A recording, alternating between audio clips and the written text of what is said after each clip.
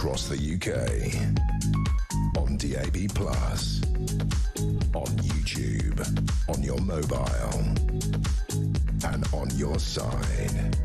This is Talk.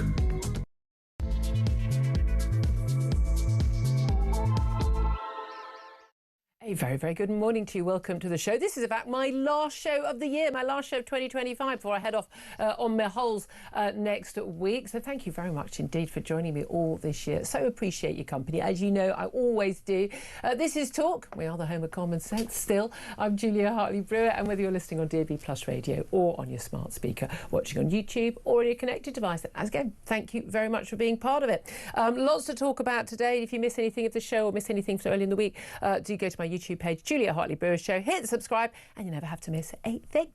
Coming up in this hour, we're going to be talking about the government's strategy, finally long-awaited announced strategy on tackling violence against women and girls. All schoolboys are going to be taught how to respect women and girls to stem the rise, we're told, in misogyny and to reduce sexual violence. Schools will get guidance to help teachers and parents identify boys at high risk of being influenced by misogynists like the likes of Andrew Tate online and intervene to steer them away from abusive relationships. Is that going to work? Will it actually do anything? Is this yet again another sort of criticism along with all the others about how awful men and boys are? Girls always victims, men and boys always terrible human beings, the cause of all our ills. Because I'm not entirely sure that this strategy is going to do what the government says they're going to do, which is to halve violence against women and girls within a decade. I doubt it's going to do any of that. I doubt it's going to do a single thing other than tell, yet again, another generation of young men that they're worthless and bad people. I'd love to hear your thoughts on this. 0344 499 1000 is the number for you to get in touch. You can text the word TALK in your message to 87222. You can also get in touch with us on X at Talk TV. Calls, as you know, are charged at the national rate, and text cost one standard network rate message. We're also going to be talking about that little student exchange scheme for all the Jacintas and the Sebastians of North London, who are going to be able to go study for a year in a European university. And of course, it means an load of students from the EU are going to come and study here. It's basically rejoining the Erasmus scheme that we were in under the EU. But guess what? It's not going to cost just a couple of £100 million. Not quite sure why it should cost a single penny to the taxpayer for us to have foreign students come to this country. I know, I'm old-fashioned like that. Apparently the total bill over a period of years is going to be £8 billion. Oh, we haven't got any money, you have to raise your taxes, but let's spend £8 billion basically funding foreign students to come and study at our top universities. Are these people having a laugh?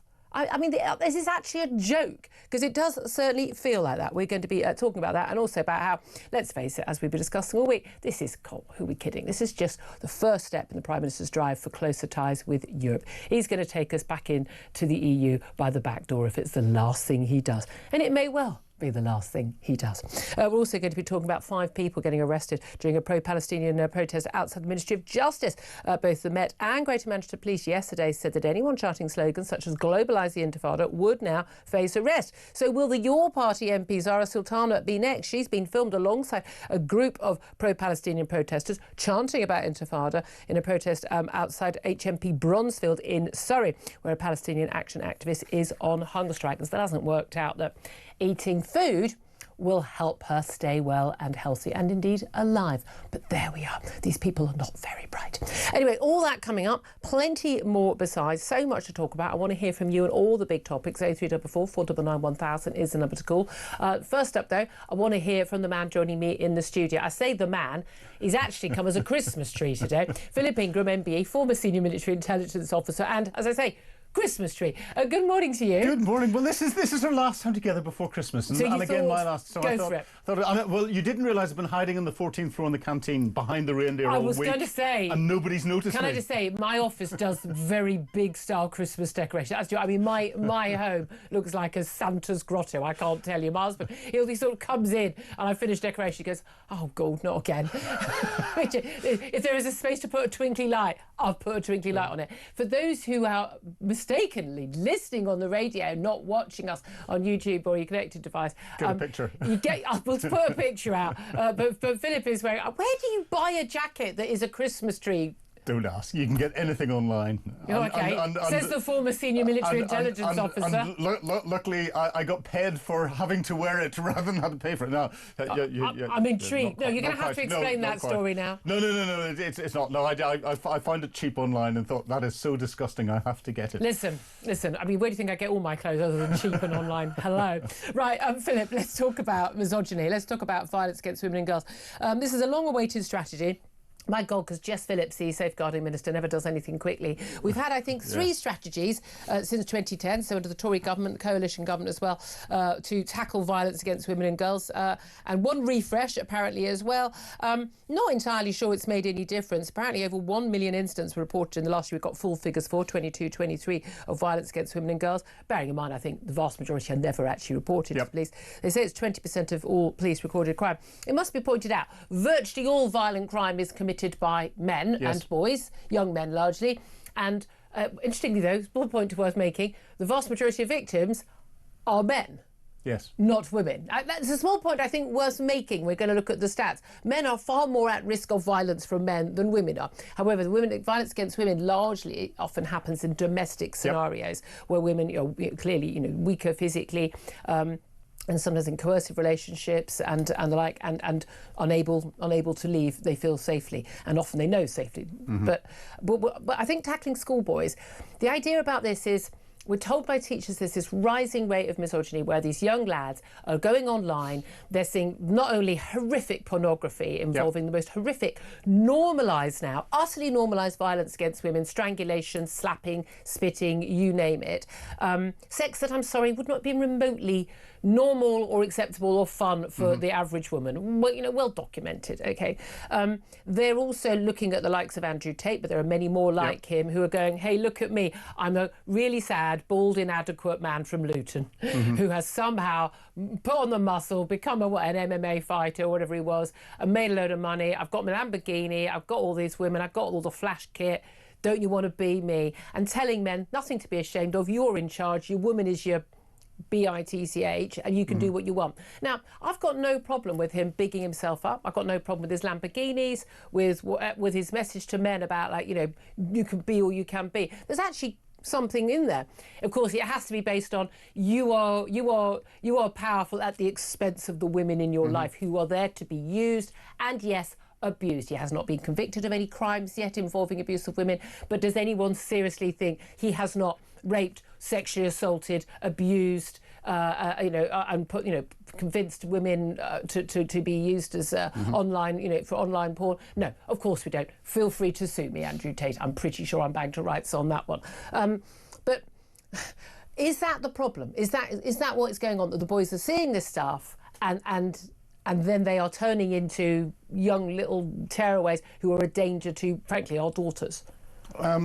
I think the government is oversimplifying it in many cases, and I think society has got a real case to answer here, because we've got Andrew Tate at one end of the spectrum, then very close to Andrew Tate at that end of the spectrum you've got everyone who's supporting all of these objectifying television programmes like Love Island and all the rest of it. You think, they're brilliant, but it's all about objectifying. It's all about power play between men and women. But it objectifies the boys as well. Oh, of course it objectifies the boys, but what it does is it creates a false narrative around what relationships are and everything else. And then you get right at the other end of the spectrum, you get where you get religious misogyny that comes in, where you get you Muslims who will believe that their wives or the female in their families have to wear the hijab or the burqa or something else and insist that happens. And then how do you translate that into a course where you're going to get teachers from all communities, and some of them are going to be young teachers, 22, 23, 24, who won't have seen the extreme pornography, or hopefully haven't. I don't know how you could miss it. Who don't sit and watch Andrew Tate or anything else, but how do you then give them that life experience to then... Well, I think the idea is they're going to have specialist classes being taught, but again, I'm very worried about the people doing a lot of specialist classes in schools, because a lot of them, it's like the trans nonsense being pushed by organisations, funded by Stonewall and Mermaids and the like. And a lot of people do that tend to be of a political persuasion and on a crusade. They're not there to help. I remember going into my daughter's school a few years ago where they asked parents to come in and talk to us about what they want for their personal and sex education. published in the PSHE or whatever it's called this week, you know. And the two things I raised was stop telling kids they're born in the wrong body. They're not, full stop, end of, nothing to discuss. Don't affirm, you know, kids who think they're trans, no such thing as a trans kid. But also, crucially, I said, you know, are you telling girls, you know, that being strangled or hit during sex is not normal or acceptable? And they go, well, we don't, they actually said, and again, this was a sensible school, we don't like to use terms like normal. I mean, well, no, you should. Yes, we absolutely need to use it. Need to use it. But here's the thing. The one thing I've learned over the years is that the women who are, I mean, you know, 2 women a week die from domestic abuse. That's the most extreme form, because we're definitely seeing, you know, we're seeing other issues as well. But it does seem to me that, you know, virtually every single case I've ever covered as a news journalist has involved a woman who has repeatedly gone to the police, even gone to the courts, gone for help, desperately sought help, got a violent partner, and it's usually when she leaves that she's most at risk. People ask, why won't women leave? They don't leave because the point of leaving is your most perilous time. And they were known to the authorities, and nothing was done. So these men commit the same thing again and again and again. Now, I've got no issue. Look, if someone messed around with me like that, or with my child, I'll put this on record right now. It would be dealt with. If the authorities wouldn't do it, it would be dealt with. Put it that way. And I think a lot of parents would feel the same way. Woe betide, you know. You know, you've messed with the wrong family would be my suggestion, mafia style at that point. But a lot of parents, and I've spoken to a lot of parents, no, there's no help. So you shouldn't be spending that time helping the people who we know already are at risk. And getting these men, and don't make the women move, get those men behind bars. They are a danger. If you threaten to kill someone repeatedly, you need to be in prison. But the other crucial thing is, you know, this government is happily, and Jess Phillips, the Safeguarding Minister, is classic among these, happily importing tens of thousands, both illegal and legal migrants from countries where misogyny is the norm, where violence against women and girls is completely norm, where women who get raped are then punished for having had sex outside marriage, sometimes forced to marry their rapist to protect the honour of their family. That's how sick some of these societies are. And they're importing them in, and they're saying to us, all cultures are equal and it's all fine. And if you talk about this problem, grooming gang scandal, or violence on our streets, or you know, migrant rapists living in asylum hotels, then you're a racist and a bad person. But that's the reality. And at the same time, your schools aren't stopping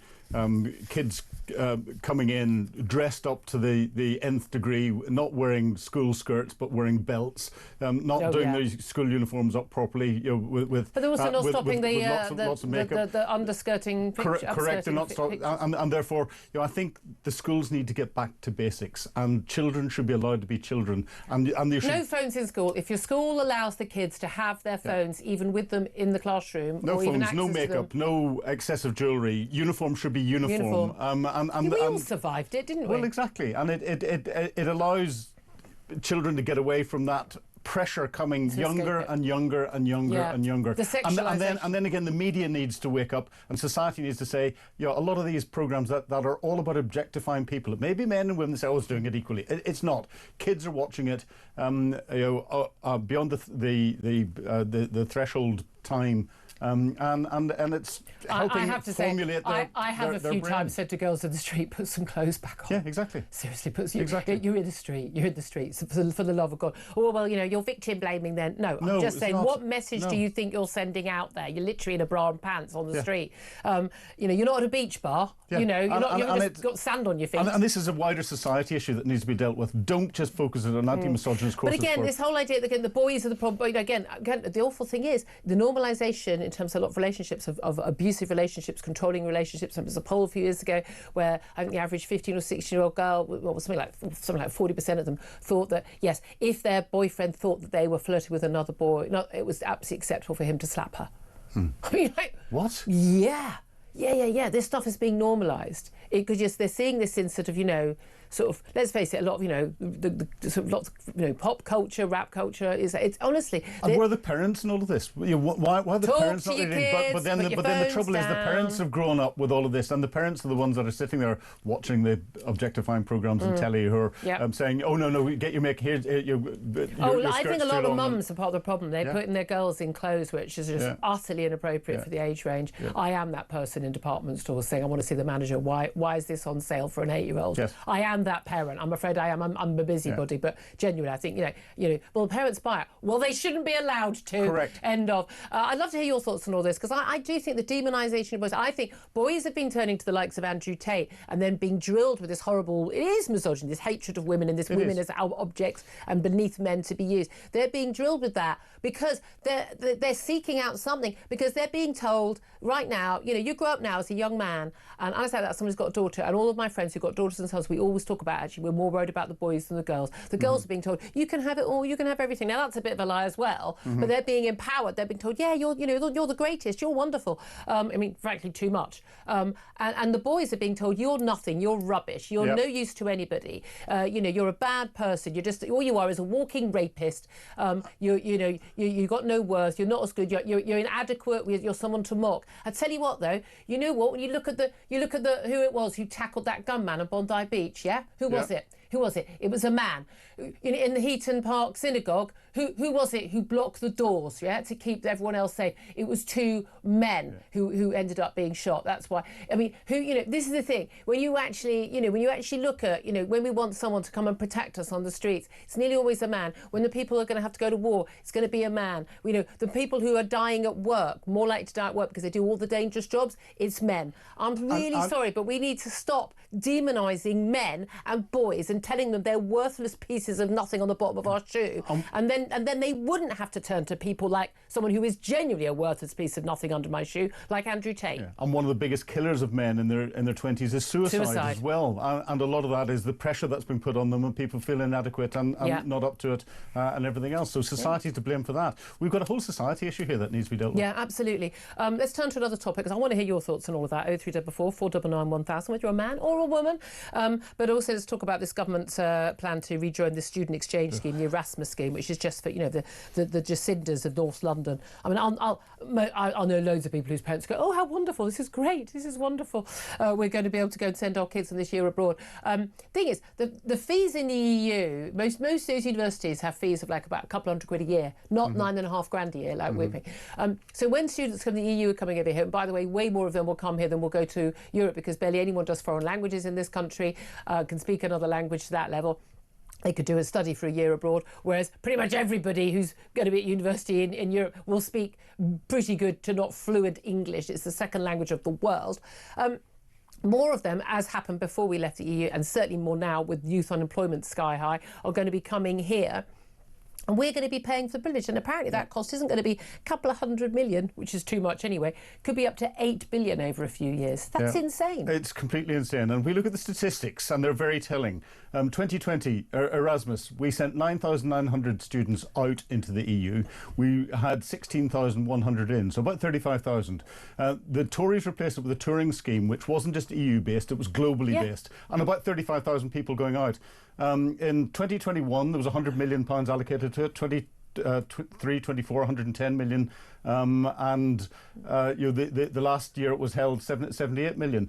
We're now talking billions, 8 billion for just 35,000. It's back to 35,000. Where is this coming from? But the benefit goes to the students from the EU more. But again, they're saying it's open to everybody. It's like, oh yeah, we're saying yes to all these kids on council estates. At the same time, we're ripping our farmers course. off for 250 million. And saying we can't afford them because of everything else. And you know why they're doing it? They're doing it because since 2016, from the day after that referendum in June 2016, Keir Starmer's main aim in life was making sure to stop us leaving the EU in the first place. That he wanted a second. He was the one who was the architect of that second referendum plan in 2019. Thank God they weren't elected. Jeremy Corbyn would have been Prime Minister. Imagine that. Although actually him a Eurosceptic, but didn't actually do anything to try and push that case. And And they failed at that, and they've said all the right things at the last election, didn't they? Oh, no, we wouldn't rejoin the EU, we wouldn't, we wouldn't join the customs union, the single market.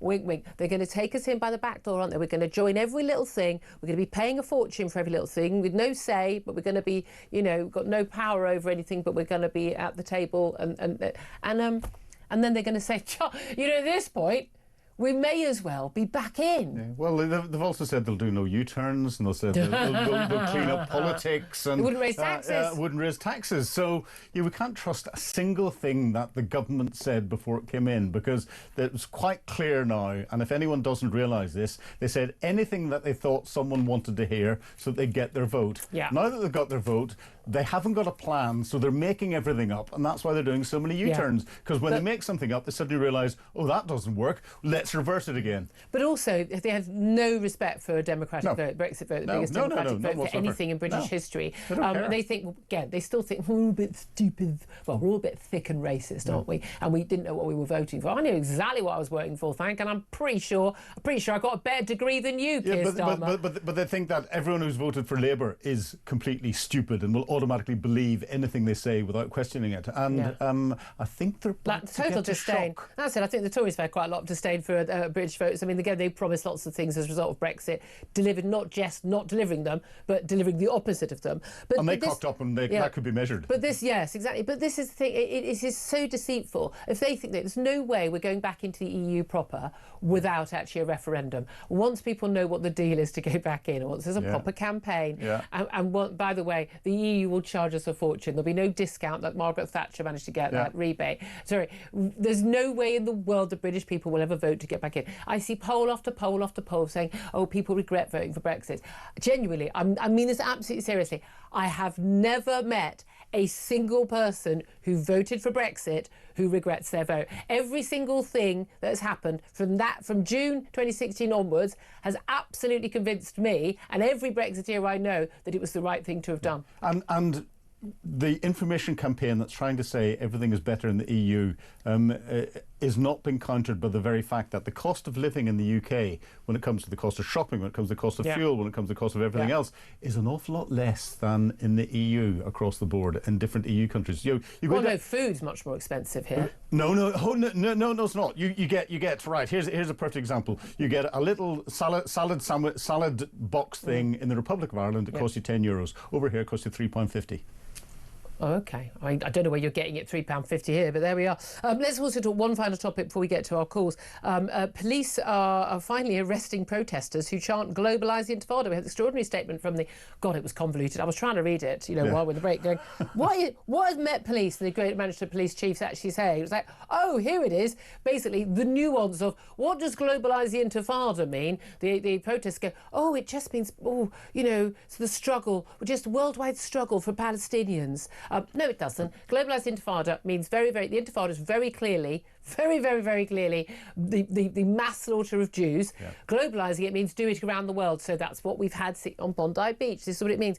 And it is interesting, finally we've seen some people actually arrested for calling for Intifada. I think police chiefs should resign over this very fact. We have been saying, and I have been saying the whole way through, the people that are chanting this are going to stimulate terrorist activity in this country or other parts of the world, but because they're normalising a call to arms for people. And now the police are suddenly saying, oh, well, because of what happened in Australia, the horse is bolted, let's close that stable door. Well, I'm sorry, they've got intelligence professionals that are advising them that will have been saying the same as me. I mean, the thing is, a lot of the people on those protests, let's be honest, don't know what they're talking about. Well, they don't.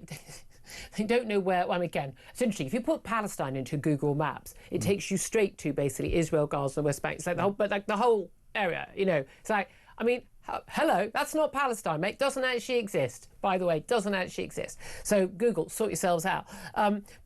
But I mean, I think a lot of those people on those marches, they couldn't place Israel on a map. No, they couldn't. They certainly don't know where Gaza is. They know nothing of the West Bank. Well, they know absolutely nothing. I can tell from the people who are messaging me constantly. They are literally the most ignorant. I don't mean like we differ on our views on things. They actually state things that are provably categorically untrue. Yeah. They know nothing. They're just reading a load of nonsense online. And the thing is, so do they know what globalised intifada means? No, but I'm wearing my keffiyeh, so I'm thinking I'm big I am, and I'm virtue signalling, and I'm being cool with the latest big woke cause. But the people who are behind these marches and the people who organise these things, they absolutely know what they're doing. Of course. And we know they know what they're doing because a lot of them have got links with Hamas. Yes, and they're being manipulated, not just through Hamas, but through the Iranian Revolutionary Guards Corps, the Quds Force, and all the rest of it. So it's been and then there's links to the Russians and all the rest of it. It's very difficult. But then people start quoting history, and they try and suggest that Palestine is historically belongs to the Palestinians, and then you point out that the Muslim faith only came thousands of years after the Jewish faith, and it was the land of Judea long beforehand. They go, oh, but that bit of history doesn't count. I visited Jerusalem earlier this year. I mean, you only have to go visit Jerusalem. It's like, seriously, how bizarrely did this particular building, which was a space of worship for Jews, how come this is underneath the place? I mean, they just haven't got a clue. It's basic historical knowledge. But reality doesn't count whenever you've got something fixed in your brain, and you will not. Plus, they're just idiots. I mean, they're not only useful idiots for Islamofascism, they're literally just idiots. I was delighted to see that young chap at Oxford University who had said, who put the Zionists in the ground. He means me as well. I'm a Zionist. I believe in the state of Israel's right to existence. So he wanted to put me and a lot of our audience and many people in this country in the ground. And he has actually been arrested. He's entitled to a fair trial, of course, absolutely. Yep. But interesting to see that. People are. He's been arrested now. Well, there is something.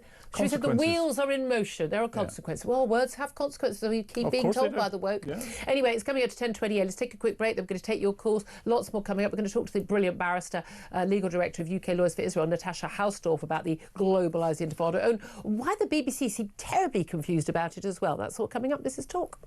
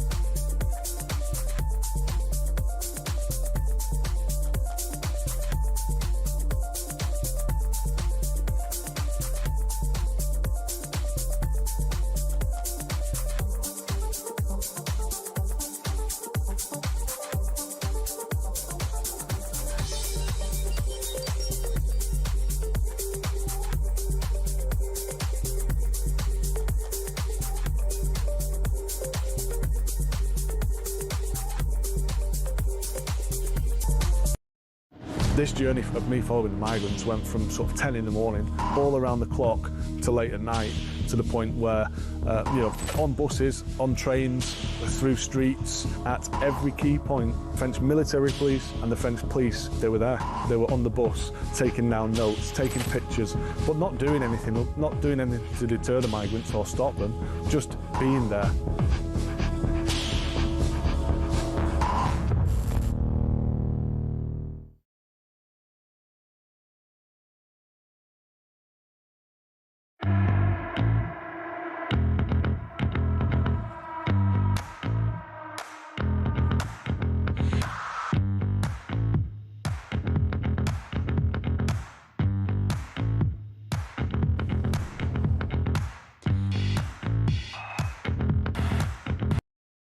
Across the UK, on DAB+, on YouTube, on your mobile, and on your side. This is Talk. Good morning, welcome back to the show. 10:31 is the time. Let's get straight to your calls. 0344 499 1000. Lots getting in touch about this new strategy to tackle violence against women and girls, which basically is going to be teaching schoolboys how to respect women and girls and to not be misogynistic. Will it work? Let's talk to Andy. He's in Hampshire. Good morning to you, Andy. Good morning, Julie. Merry Christmas Merry to all. Christmas to you. Yes, misogyny is disgusting, but also misandry is also disgusting. And that's hatred of men, yeah. Exactly. Men have been victims of domestic violence. You only have to look at the Office of National Statistics to see how much violence was against men in the last year or so. I think this strategy is a good idea to teach young boys about misogyny, but equally it should be a two-way street, because there are toxic females out there as well that are on Instagram, YouTube, etc., saying exactly in an Andrew Tate fashion about men. Yeah, and there's also, you know, in comedy, it's totally acceptable for a woman, you know, guys had an affair and the woman slaps him, and that's like, absolutely, you go, girl. If a woman had an affair and a man slapped her, this is outrageous, call the police. I mean, come on, it's got to be equal, hasn't it? Yeah, you've got to have a two-way street. You can't have these people that came on earlier that are saying that, we're going to teach misogyny in school. They've got to teach about toxic femininity as well. Yeah, I agree with you. I think both sides, but also again, young women need to be taught like to not basically be drawn to those kinds of men, because my God, an awful lot of them are, very worryingly. Andy, really appreciate your call. Thank you very much for that, and a very lovely Christmas to you and your family. Nick is on the line in Northampton. Hi, Nick. Hi. First time talking to you. Thank you for calling. Oh, you've been two-timing me with others, have you? Yes. Well, I've tried to get in through because, believe it or not, I have the same surname as Claire. Oh, there you are then. There you are. Right, tell me, Mr. Pearsall, what do you want to say? Right, about this misogyny. Yeah. I taught my nephews from the age of 5, 6, any male who hits a female can never be called a man. Yeah. They are now late 30s, early 40s, and they have taught their kids the same. Exactly. And it's not rocket science. Yeah. It's simple. A man can do... I've been hit with a baseball bat by a woman. Wow. I had to turn round and ask a friend, a female friend, to hit her because I couldn't. OK, we're into some very dodgy territory here. Everyone needs to stop hitting everybody. But you felt that whatever the horrific circumstances of this was, I'm interested in the friend actually going, yeah, I'll do that. But yeah, it's just about being a man. Real men don't hit women. Real men don't rape women. I mean, it's as simple as that, isn't it? Yes. But you have to model it. Boys need to see strong role models in the men that are around them that show them how to behave. Yes, and it's not going to be taught in schools because all they're going to do is use their ideologies to shape what they want. Yeah, and again, my worry is, not enough strong male role models in school, and a lot of boys, primary school, they barely come across a male teacher. They're not seeing, a lot of them growing up without dads, they're not seeing what a real man is. Nick, thank you for that, Nick. Just no hitting anybody. 10:35 is the time. I'm going to take a quick break, then we're going to talk to political editor of the New World, James Ball, about, whether the Prime Minister is just trying to take us back into the EU by the back door. This is Talk.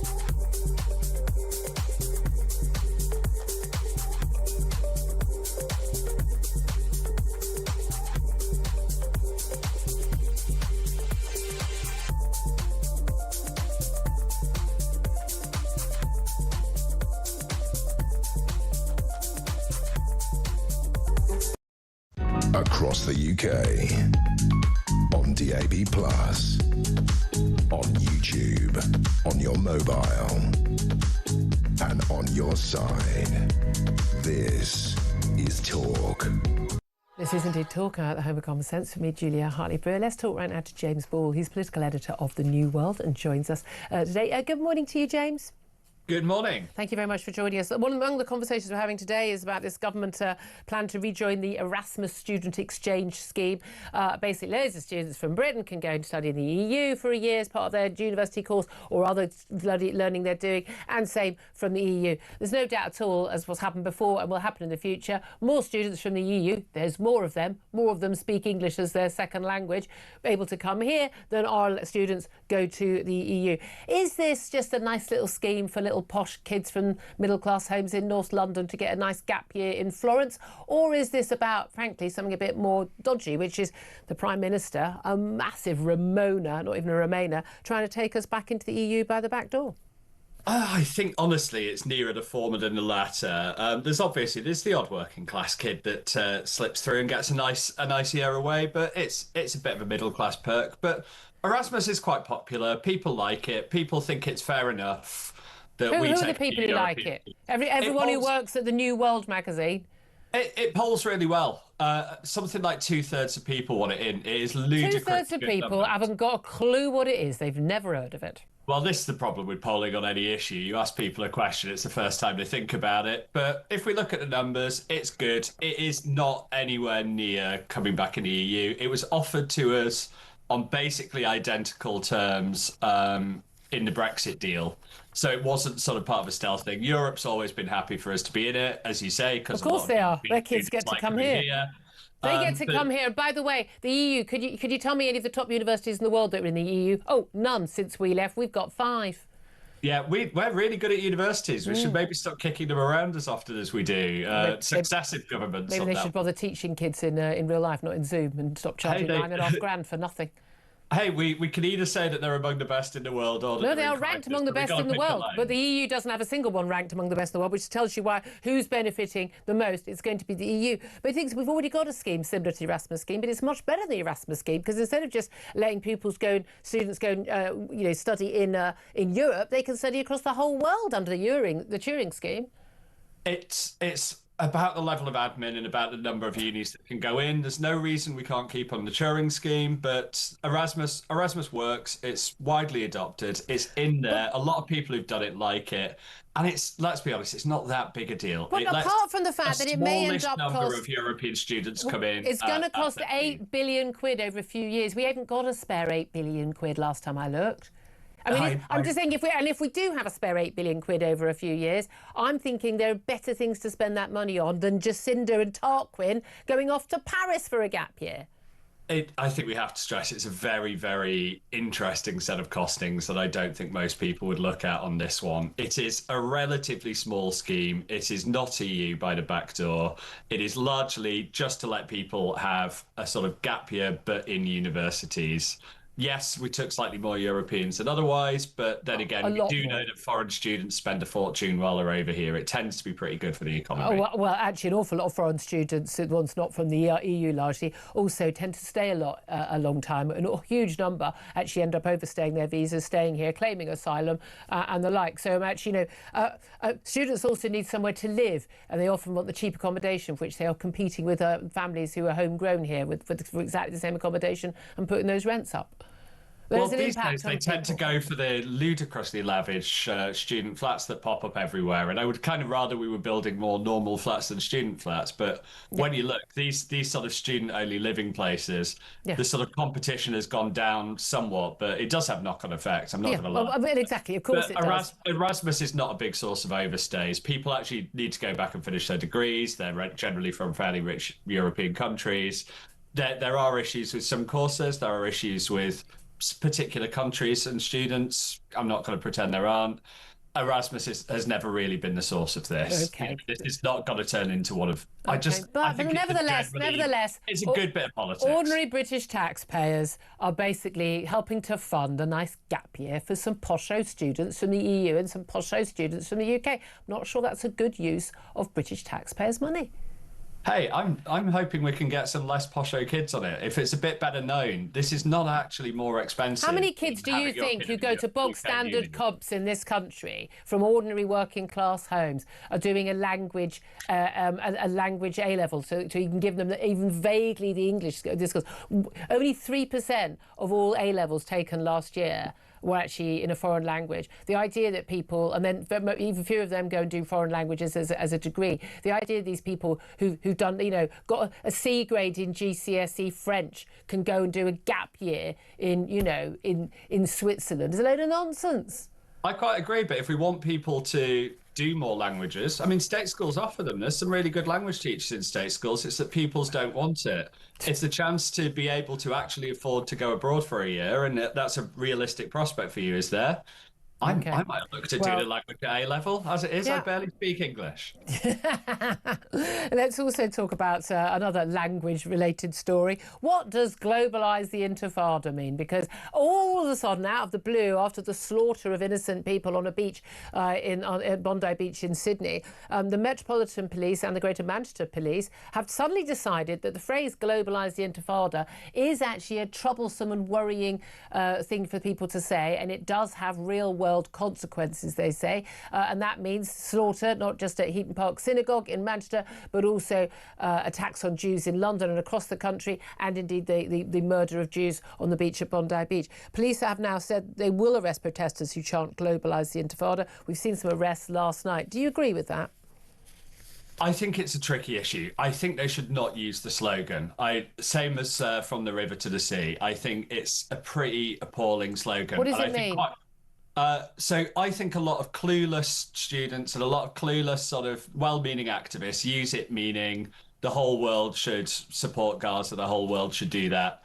I think when Hamas or Hamas's allies use it, they are saying attack and persecute Jews everywhere. Well, kill Jews. It means killing Jews.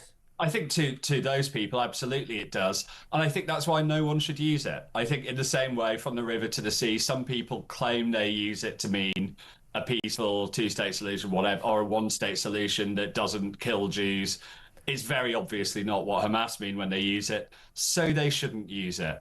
I think... Should people be arrested for using those phrases? I think that's where you get to a tricky position. I think we start to... I think there's some cases where you obviously shouldn't use it. I think there are positions... When you say someone shouldn't use it, this is a matter of politeness. So if we say, would it be awful? Would it be all right if you didn't stand outside, say, a synagogue where people are worshipping and shout, globalise the intifada from the river to the sea, because that is heard by Jewish people, indeed, I'm not Jewish, but heard by me as basically destroy Israel and kill Jews around the world. And that, for some reason, might bother some people, particularly of the Jewish faith. So are you saying that we just politely ask them and then we just hope they agree? Or are you saying they shouldn't say it, in which case you're not allowed to say it because it's actually inciting hatred and violence, and therefore you should be arrested?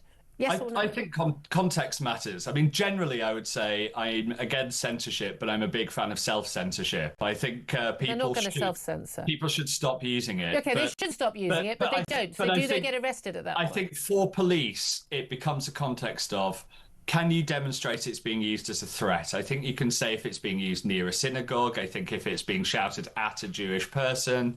I think if people have had warnings or been asked not to use it and persisted in using it, then you might have a case for saying it raises to incitement, it raises to menacing behaviour. But I want to keep that bar there that's about incitement of violence. I think that's quite significant when we're arresting people for speech. OK, very interesting. OK. And I think that holds. All right, James, really interesting to talk to you about that. We've got a next guest to talk about that as well. Political editor of the New World, James Ball, thank you for that. Philip Ingram's listening to all of that. He's a former senior military intelligence officer. If you're watching on the telly, you've just tuned in. He is dressed as a Christmas tree. I can't help with that. We've got to put a picture out there. I mean, we're joking, but do you think people should be arrested for saying globalised intifada? Yes, I take it as an incitement for violence against Jews. Because that's what the words mean. That's what the words mean. And if people are naive enough the fact that they'll chant it is going to be used by others to incite violence and to take violent action against the Jews. So they're all part of it, and they need to wake up. Ignorance of the law is no excuse. And the only other point I want to get back on is talk about student loans and bits and pieces. As at 23-24, the student loan company has said it still owed £5.5 billion pounds by EU students that have been through here, and that is not going to be recovered. This is a huge cost to the taxpayer. And this is the weird thing. So you come here as an EU student, you're able to get to get the student loans same as British students are. This blows my mind still. And they get access. Well, I mean, that's money they were allowed. Maybe they're not allowed anymore, but these students are going to be allowed to get the student loans, and largely they don't pay them back. And even if they do earn enough to pay it back, they can't be tracked down. And the student loan company is not a private bank that's out there with big and private money. It's taxpayers' money. Yeah. Full exactly. stop. Well, I mean, I don't think there should be tuition fees at all, but I'm old-fashioned. But I would also halve the number of people going to university. But you know, there's different ways of dealing with these things. 10:47 is the time. I'm going to take a quick break. Going to talk more about where we are with people being arrested, finally, for chanting "Globalise the Intifada." I'm going to talk to Natasha Hausdorff. She's a legal director at UK Lawyers for Israel. This is Talk.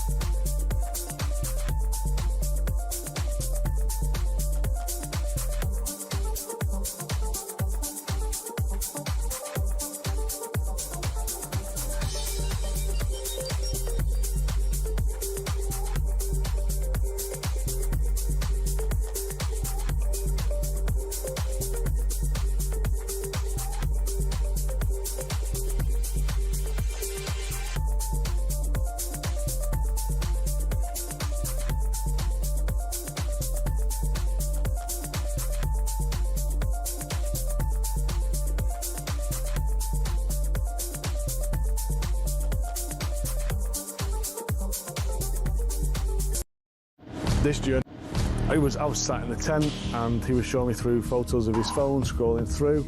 This was barbaric, horrific stuff. Blokes going through walls in vehicles and then jumping out and shooting everyone. You know, his WhatsApp picture was him with a mask on, with a gun like that.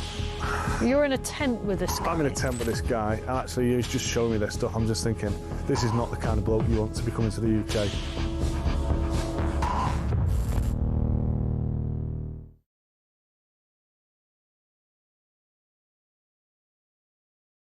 This journey of me following the migrants went from sort of 10 in the morning, all around the clock, to late at night, to the point where, you know, on buses, on trains, through streets, at every key point, French military police and the French police, they were there.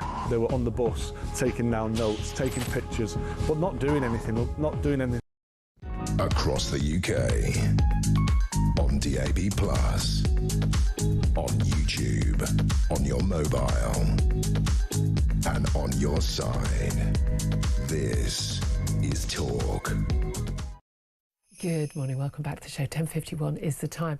Let's talk more about whether globalising the Intifada is in fact a perfectly lovely thing for very right-on woke people to do to signal their virtue about caring about Gaza and the plight of babies being slaughtered apparently on a second-by-second basis by the evil Israelis, or whether it is actually basically a call to slaughter Jews worldwide. Well, let's talk to someone who may well know more about this than most of us, certainly more than the Metropolitan Police Chief and the Greater Manchester Police Chief, who yesterday finally woke up to what that phrase really means in the wake of the Bondi Beach massacre. Natasha Hausdorff is a barrister. She's also legal director at UK Lawyers for Israel. Very good morning to you, Natasha. Good morning, Julia. Thank you once again for joining us. Can we just go back very quickly to just where did the phrase globalise the Intifada come from? We know what globalise means. It means like take it worldwide. What does the word Intifada actually mean? Well, I appreciate your attempts at lightness in the introduction, but that is really in juxtaposition to the real meaning of this term. It was used in the 1987 violent attacks on Israelis by Palestinians, and then again from the year 2000, periods of several years in which hundreds, if not thousands, of Israelis were targeted, certainly hundreds killed, thousands injured, including through suicide bombings, shooting attacks, car rammings, and other explosions. The sort of bombing of school buses and cafes and discotheques, markets, targeting civilians, targeting Jews, let's be clear, for slaughter. And what we saw on the Bondi Beach attacks, as on the 7th of October, was that very similar Jew hunt. That is at the essence of this phrase of Intifada, killing Jews because they are Jews. There is a genocidal intent that certainly underpins that also. And the fact that it has taken so long, over 2 years, for law enforcement to wake up to the realities of that term is truly inexcusable. It has bred an environment in which that sort of incitement and brainwashing of people has been enabled. Yeah, I mean, exactly. This is the thing. The BBC, I mean, again, who've been obviously, so good at explaining this conflict for so long, they have faced more allegations of bias after they've described the original, Intifada, the Palestinian uprisings, in which, as you say, thousands of people died. By the way, on both sides, as largely unarmed and popular. This is a report on the BBC website. We're told this bastion of unbiased, trustworthy news that we all are forced to pay for, explaining the origin of the word Intifada, made no mention of the fact that 1,000 Israelis, almost entirely civilians, and about 5,000 Palestinians died in those clashes and terror attacks between 1987 and 2005. And only once there were complaints, they changed the report, saying the word Intifada was regarded by some as a call for violence against Jewish people. I mean, it's absolutely extraordinary to ignore that uprising. It wasn't a poster campaign or a letter writing campaign. It was a bombing school buses and cafes campaign. Yes, I think the term uprising is a problematic translation because it suggests indeed that this narrative of resisting oppression is accurate. It is not. This is ultimately this wave of terror, which so many people have, of course, been warning is coming for the West after Israel, and we're now seeing that. But it is shameful that the BBC, upon being forced to amend their entirely false account, suggesting that this was an unarmed uprising, that is largely peaceful Black Lives Matter protests, Well, indeed, largely peaceful, popular, but the fact that they've amended that to a sort of both sides reporting on, some people consider it to be this and others consider it to be a peaceful uprising, is also inexcusable, and it feeds into the very problematic narrative, and through that, of course, to the woefully inadequate policing of this issue. I mean, I remember I was on a panel with Lord Ken MacDonald, former DPP, and Jonathan, the former, forgive me, Jonathan, the former. No, the former reviewer, independent reviewer of legislation, Jonathan Hall, in November 2023, Julia, where we were discussing the inadequate approach of the police to these hate marches. Had that been nipped in the bud, 2 months after the 7th of October, then the situation may very well. Yeah, and again, you can march. I was defending the right of people to march. I feel very strongly in freedom of speech, freedom of protest, the right of people to march on our streets and to say this is a cause I feel strongly about, and to the cause of the Palestinian state. I disagree with their cause, but they have every right to march. However, you don't have a right to, and as we saw again and again and again, there were quite absolutely blatant flags and T-shirts and signs where they were basically glorifying the terror attack and the October the 7th. They were glorifying the terrorists, glorifying Hamas and hateful and dangerous, violent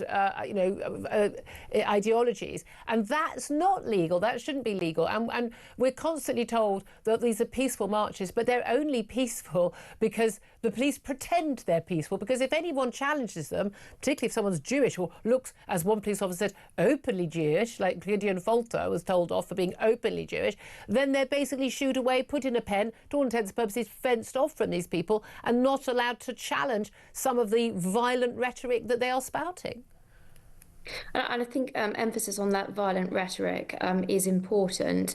The context has been mentioned, of course, by the police commissioners recently, including Mark Rowley. And it does seem that there is now this move to a different approach after the Yom Kippur attack in Manchester, after the Bondi attacks over the weekend, on the basis of this supposed change in context, which is also remarkable when one considers the context in which these marches began, which was, of course, the genocidal attacks of the 7th of October. Because the first march was organised while women were still being raped, children were still being burnt alive in their homes in the kibbutz. That was their first march was organised on October the 7th itself. So the context has been clear for over 2 years, and the fact that it has taken so long for any action to arise here is, as I say, inexcusable. I think it's also important in that context to recognise that the excuses we have been hearing, that the police simply don't have the powers to properly address this, are plainly incorrect, because they have now indicated a change of policy on precisely the same legislation that has been in existence throughout this period. There are some serious questions that require answering because people have been murdered as a result of this continued incitement. But why do we have to wait for men, women and children to be slaughtered, whether it's at a synagogue here or on a beach in Sydney, for them to take the action which so many people have been pleading with them to do? And the experts in the field, it's now apparent that after the Manchester attack on the synagogue on Yom Kippur, that Lord Ken MacDonald has in fact been instructed to review the legislation. But again, only after lives were taken, when he was a gentleman that was calling some 2 years ago for serious questions to be answered about the police's approach. Yeah, it is really soul destroying. I think hopefully it's a good start. I fear, like you, I think the genie's out of the bottle on this one, and that this has been going on too long, and they're not. When the next big march, they are not going to be arresting everyone saying this, and there's going to be a show of strength from the pro-Palestinian mob, because this is what they are, and then we'll perhaps see their true colours. But I think I know where the British people stand on this one. Natasha Hausdorff, always good to talk to you, barrister and legal director at UK Lawyers for Israel. Get Philip Ingram's thoughts on all of that, and yours as well. Particularly want to hear from you about this teaching of anti-misogyny classes. Give us a call to have your say. This is Talk.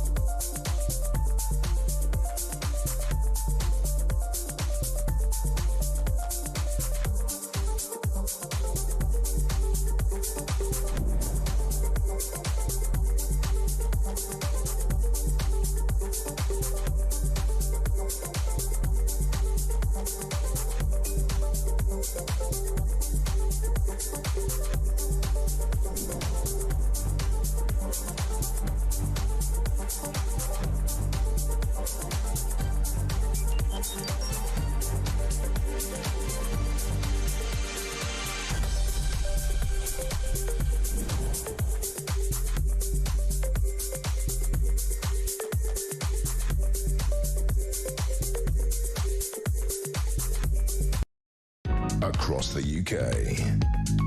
On DAB+, on YouTube, on your mobile, and on your side. This is Talk.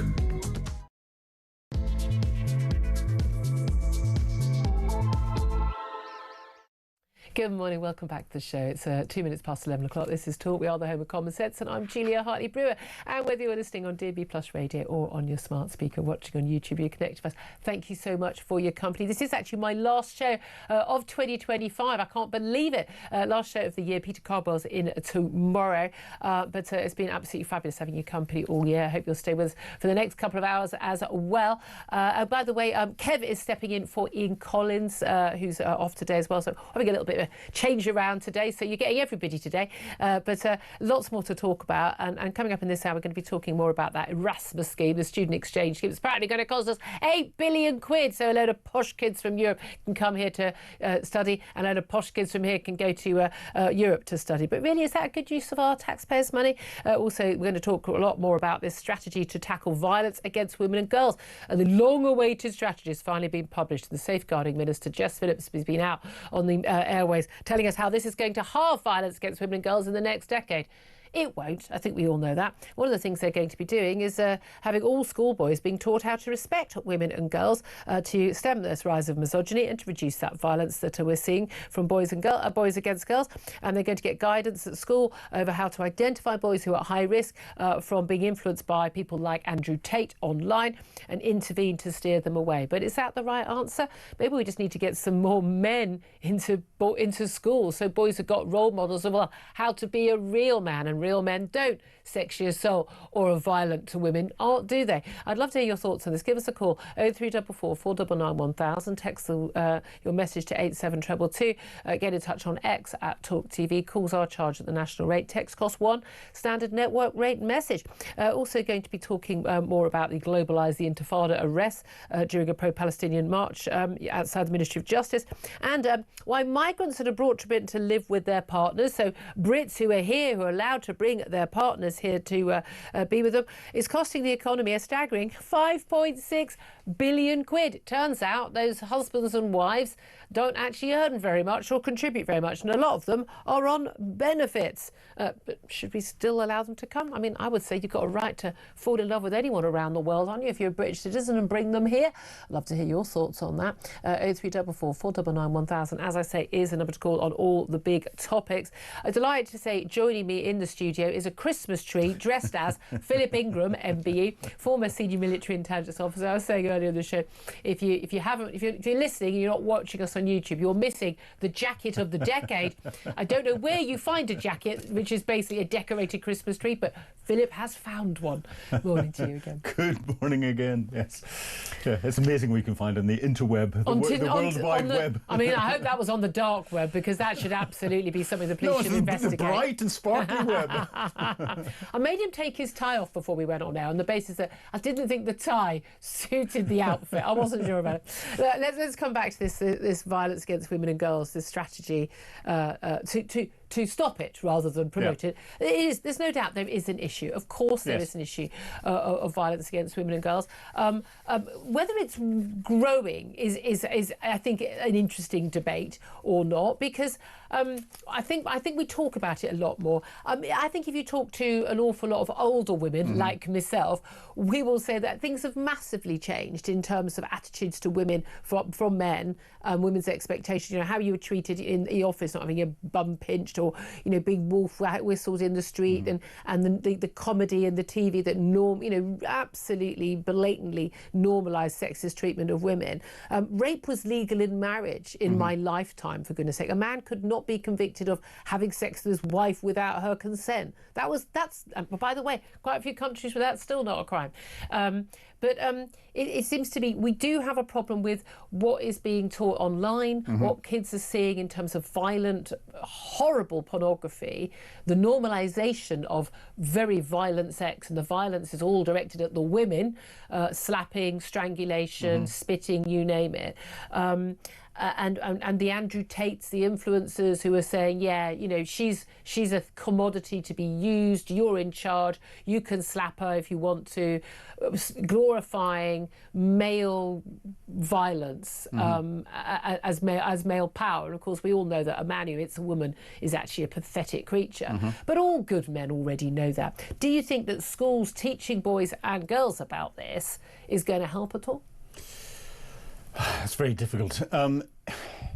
You say that as a man whose job has probably involved violence at times as a military man. But you know, violence against women and domestic violence and everything else is completely different. And in the military, it's controlled violence in a situation where it's the only answer that there is. And actually 90% of the time, in fact 99% of the time, you actually resort to non-violent means of dealing with a threat. But you understand violence in a way that perhaps most of us don't. Yeah. And you know, I think the government's going for another soundbite by talking about teaching children in school, and I don't know how they're going to get it right, because there's so many traps that are there where they could get this very wrong. And in schools you tend to get people who have got an axe to grind about something. They've got a political ideology. Even if they bring in outside groups, they're going to have a particular ideology. Exactly, and that could backfire the other way. I think this is a whole of society issue that needs to be dealt with, and this could be one of the components of dealing with from a whole of society. But if you're not dealing with all the rest of it, then this in isolation is not going to make a difference. But I mean, I would say, and again, when I interviewed her, Bonnie Blue, you know, having sex with 1,000 men in a day, and the language she used, like about her body, like destroy me, hurt me, do what you want, allowing the men to, I mean, manhandle. I mean, I found the whole thing so physically repulsive when I watched, because for research purposes, the documentary about it. Just, I mean, I actually felt physically sick, especially as a mother of a daughter. Her attitude to her, but I wanted nothing. I just wanted to cuddle her, wanted to hug her, and like, you know, I genuinely feel sorry. She needs treatment. I don't care how much money she's making. I genuinely feel sorry for her, and as I told her at the time. But an awful lot of young women do view their bodies as a commodity to be sold effectively, whether it's on OnlyFans, these awful Instagram things where they're sort of showing their bum and their boobs at the same time and pouting and making their bodies look like cartoon characters of women. You know, the silly false eyelashes, the silly pumped up lips. It's all very fake and weird, and it's all part of an attitude that your bodies are commodities and you're only there to be used and to please men, and that men can then do what they want. Poll after poll has shown young women have just as many disturbing views as young men about violence towards young women, the normalisation of abusive, controlling relationships, but women being drawn to these men because it means they love you. Yeah, damaged women are drawn to damaged men, but they're just damaged in different ways, and they show it different ways. But it seems to me one of the biggest problems we've got is, you know, boys are not seeing enough real men. They're not having strong. A lot of them don't have dads at home or absent dads. You know, they're at work and they're doing the best they can, but they're not the strong role model. Every film they see, every advert they see, they've either got men who are like very violent and aggressive, or they're complete weak saplings who can't manage to change a kid's nappy and therefore they're idiots. And the mockery of men in TV and in adverts, I think, is a real issue. They're not seeing men at primary school. You're lucky to see a man in a primary school as a teacher now. Even at secondary school, not as many men. And again, those teachers have had their authority stripped away from them. I just worry that a lot of young men are not seeing enough strong male role models in their lives, personal or at school or on TV, so they know what a real man is and how real men behave. And they think that a real man is someone like Andrew Tate, who says, yeah, it's okay to hit a woman and use her for sex and brutalise her, and that makes you the big I am. They don't realise that actually men like that are pathetic, weak, useless idiots. Yeah, and this is reinforced by what we get in the media. You know, as I said before, you look at the likes of Love Island and all the rest of it, which is objectifying men and women.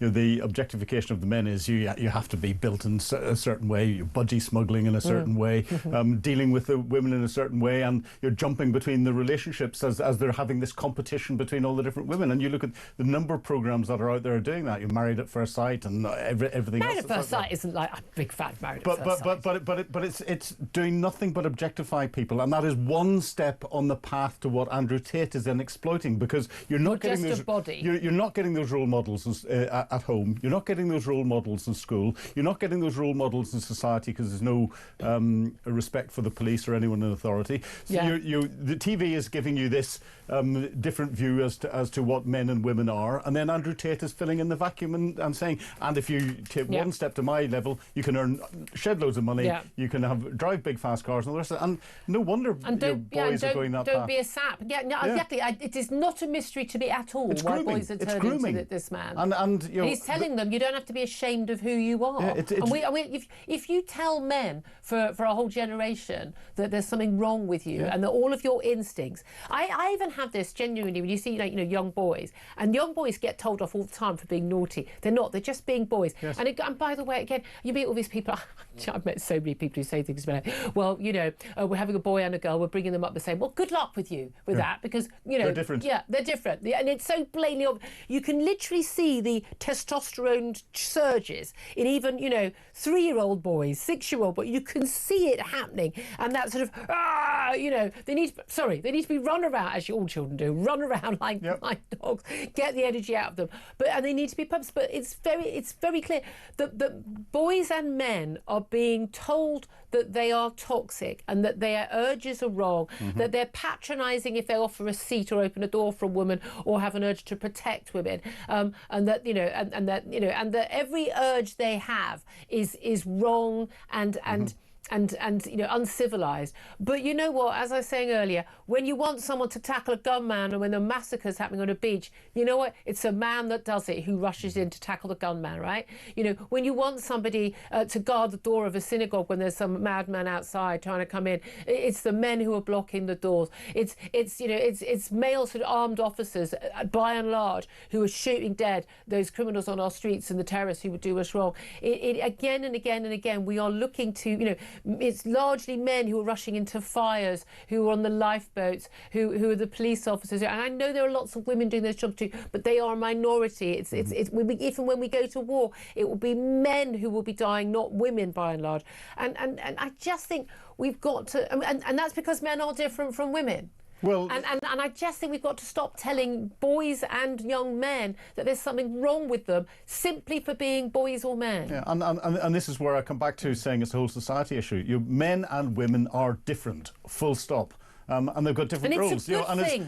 It's a very good thing, but it's also a biological thing. It's why men produce millions and millions of sperm for a large proportion of their life, but women produce a very finite number of eggs for a relatively small proportion of their life. We're biologically different. It's why men are more likely to take risks. There's funny memes on social media about this is why women live longer than men. Because men take to no, but it's true. It's so true. It's true, but and women, and women are much more careful because biologically we were the carers of the children. You're not going to survive in the wild unless you are taking care of your young. It's the reason why we judge a woman who leaves her children far more than we judge a man who leaves his children. We are different. And again, and as a feminist through and through, card carrying capital F, I don't understand why women want to deny the very essence of being a woman. We should celebrate the difference. We should celebrate because that's part of being human beings. It's part of our animals. Then but we temper the base animal instincts with what we socialise from a societal perspective. But that socialisation has gone too far into trying to dumb everyone down. But also, again, the feminisation of schools, the feminisation of a whole society about how people should behave. And actually, again, who are women drawn to? Largely, they're drawn to manly men. I'm sorry, they are. They're drawn to manly men. Or men who are the bad boys in society, and they're the ones that are violent and will hurt them. And that's just wrong. It's really interesting, isn't it? Let's. I'd love to hear your thoughts. Just give us a call 0344 499 1000 and have your say on this. Again, it's supposed to be attacking violence against women and girls. The vast amount of violence that is being committed, is often against women and girls actually in relationships. And when women are killed by male partners, almost entirely of the time, the authorities know about the partner. They've been threatening for a long time. They've committed violence before, and nothing is done. Injunction after injunction, and nothing is done. So let's tackle the ones we know about first. That would seem to be an obvious thing. And also, here's an idea, mad idea: don't import tens of thousands of men from misogynistic, violent cultures who think it's okay to sexually assault and rape women and to grab them on the street. Oh yeah, I think that might help. That might help. It could help a little bit, yes. Just an idea. Are we applying common sense here? We are the home of common sense. But again, Jess Phillips, sweetheart, safeguarding minister, don't tell me you're worried about violence against women and girls. I know you've been campaigning for years in it. You've also been very, very, very happily telling everyone, talking up about the grooming gang scandal in which thousands upon thousands of young women were raped, gang raped on a daily basis for years. You told people to shut up. You actually told people to shut up about it. It was all a bit too difficult to talk about. So really, sorry, you might care about violence against women and girls, but only some people who commit it and only some people who are victims of it. So frankly, Jess, do one. Let's also talk about the Erasmus deal. Most people wouldn't have heard of this. Most people wouldn't have done it. It's a student exchange scheme with the EU. We left the EU. Yay! Still the best thing we've ever done politically in my lifetime. We left the EU. We then started our own scheme, the Turing scheme, not just an exchange scheme for EU and Britain, but around the world. Because what with us, having lots of links around the world, Commonwealth countries and loads of the Anglosphere countries, and those Asian countries which are booming and not collapsing their economies like the EU, and with world-class universities, which the EU no longer has since we've left the EU. But we're now told we're going to go back into Erasmus. Two things about it. One, we're told that it's going to cost 8.75 billion quid over a period of years. We could be charged more than $1 billion a year between 28 and 2034, because we're not being told the number, but we know that the EU is putting the price up to be a part of this scheme. We will be taking far more students from the EU than will go. The ones who will go, and the ones who, it's the Jacindas and the bloody Tarquins. It's not your average kid in this country who's able to go on these schemes. But also, is this just a cunning wheeze by our Ramona Prime Minister to basically take us back into the EU bit by bit by bit without us really knowing, boiling that frog until the frog doesn't realise our sovereignty is dead? Well, it must be, because this is the only reason why it's coming in is Keir Starmer sees it as a political priority. It's a priority that he spends this amount of money against a scheme that already owes us 5.5 billion in what the student loan company has given to EU students from the past version of the scheme, and we're never going to get that back again. So he wants to spend even more at a time whenever he's hitting our farmers with inheritance tax for a very, very small number, smaller than the amount that he's committing to this. He's not funding defence properly and everything else. So he's saying this is a bigger priority over everything else. That's a political decision, and that's just wrong. And again, no priorities. But again, this is a priority for his North London, Islington, Hampstead dining set, where they love our kids. Isn't it going to be wonderful? We know loads of people do. Do you know where our dearest daughter is this week? Do you know one person who took part in this, who's saying, this is such a good scheme? Rachel Reeves' sister, who just happens to be a Labour MP. Cool. She went to Italy. She spent a year in Italy on the Erasmus scheme. Go, by all means, go on a scheme. I just don't want to fund it for you. No, pay for it yourself. I'm sorry, And if you can't afford it, don't go. But also, you can get, you can get jobs. I mean, students. I worked the whole waitressing, the whole way through university. And work exactly. Working around. Yes. Call us old-fashioned. Let's also talk about. You mentioned defence spending. Defence spending in dealing with our own defence and indeed Ukraine, big issue. EU leaders are. I mean, goodness me, not one day goes by without another meeting about Ukraine. There's ongoing peace talks or attempt to get some sort of proper ceasefire as the killing continues in Ukraine. It's not looking very hopeful. We're constantly being told by the Americans it's very hopeful, but less hopeful perhaps from Zelensky's side. But EU leaders are gathering in Brussels for a summit to take a decision about whether to loan Ukraine tens of billions of euros in frozen Russian assets, which are currently in the EU banking system, to fund the military and economic needs. Now, we're told basically around sometime next year, Ukraine's going to run out of money. A lot of countries that were funding it are running out of money. Their economies are in the doldrums. The US is no longer providing any funding, and we need to find that money from somewhere. It seems to me to be bleeding obvious. We take the money from frozen Russian assets. Russians don't want that to happen. They want that money back, please. The Americans, it seems, agree with the Russians. Do you think that money, A, should be sent to help the war effort in Ukraine? It should be helping to rebuild Ukraine, in my view. It's easy reparations. And B, do you think it will? There's about $300 billion that are held, $200 billion in Belgian exchange banks. Yes, I think it should be, because Russia illegally invaded Ukraine, attacked it and destroyed it. And that is sensible money to be unfrozen and taken out and given to Ukraine so that it can sustain its country. Because right now it's earning interest for those banks, and they're getting that money. Those banks have still got the money, the interest is being used to fund Ukraine. So, there's been a political decision. I interviewed Sir Bill Browder yesterday, and he was saying part of the reason why he thinks the Belgian government and the Belgian banks aren't just to explain, because this money is held in an organisation called Euroclear, and it's based in Belgium. Belgians have been very worried about this because they think the Russians are going to come after them for it. Well, he believes that the head of Euroclear and a number of Belgian politicians have had their lives threatened by Russia, and that is why they are very reluctant to make a decision to release this. And that makes infinite sense. Kind of makes it even more important that Russia is defeated. Correct. That's kind of the thing, isn't it? And in terms of it's interesting to hear Starmer yesterday threatening to seize £2.5 billion from Roman Abramovich, the former Chelsea FC boss. Basically, he, big mate of Putin. He basically was sort of, hounded out of the country and assets seized, along with many other the oligarchs. But basically, that the sale of the Chelsea FC was supposed to, this £2.5 billion was supposed to go to humanitarian causes in Ukraine. That's never actually happened. But yesterday, Prime Minister told MPs and PMQs that Abramovich must pay up now. He's issued a formal licence for long-promised funds to be released, and if he doesn't, he'll face legal action. Do you think we'll ever see the money?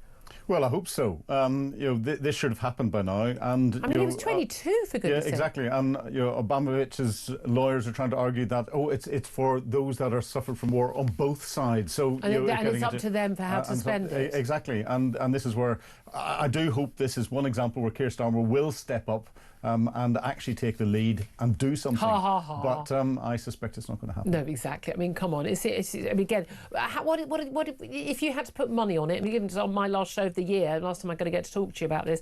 I mean, everyone's talking about there needs to be a peace deal. There should be some sort of ceasefire. We know what the Russians are demanding is ridiculous, and the Americans seem to be giving them far too much backing. Do you think there will be, in the next few weeks, months, a ceasefire in Ukraine? And do you think there will ever be a peace deal?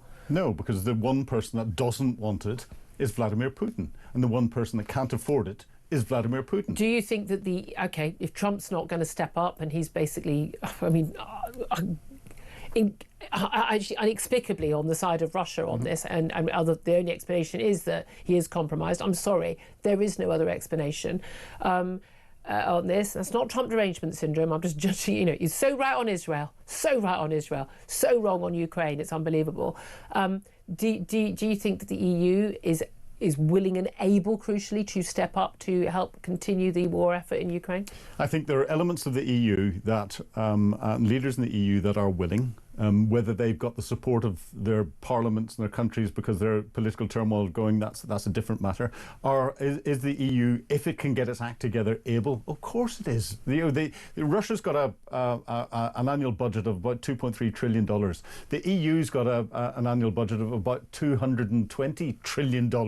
We can outspend Russia easily, and that's without America coming in. Do you know what we could also try doing is stopping buying any more Russian oil and gas in the European Union, so that they're still helping to fund both sides of the war effort. And properly sanction the Shadow Fleet tankers and start to properly sanction a lot of the other Russian interests that are around the place. And we could Why have they not done that? I mean, the war's almost 4 years old. We could bankrupt Russia within 12 months without any problems whatsoever. And we could have done that Oh, we could first have done time that round. first time round. So we're so weak in the West, Yeah. aren't we? We're so weak. Yeah. Anyway, look, I'd love to hear your thoughts on that as well. 0344 499 1000. Lots of calls coming in about this bid to tackle misogyny and boys getting lessons in class on tackling misogyny, to tackle violence against women and girls. Also, of course, people finally being arrested for shouting "Globalise the Intifada." Why didn't that happen on October the 8th, 2023? You could ask. We'll get to your calls up next. 0344 499 1000. This is Talk.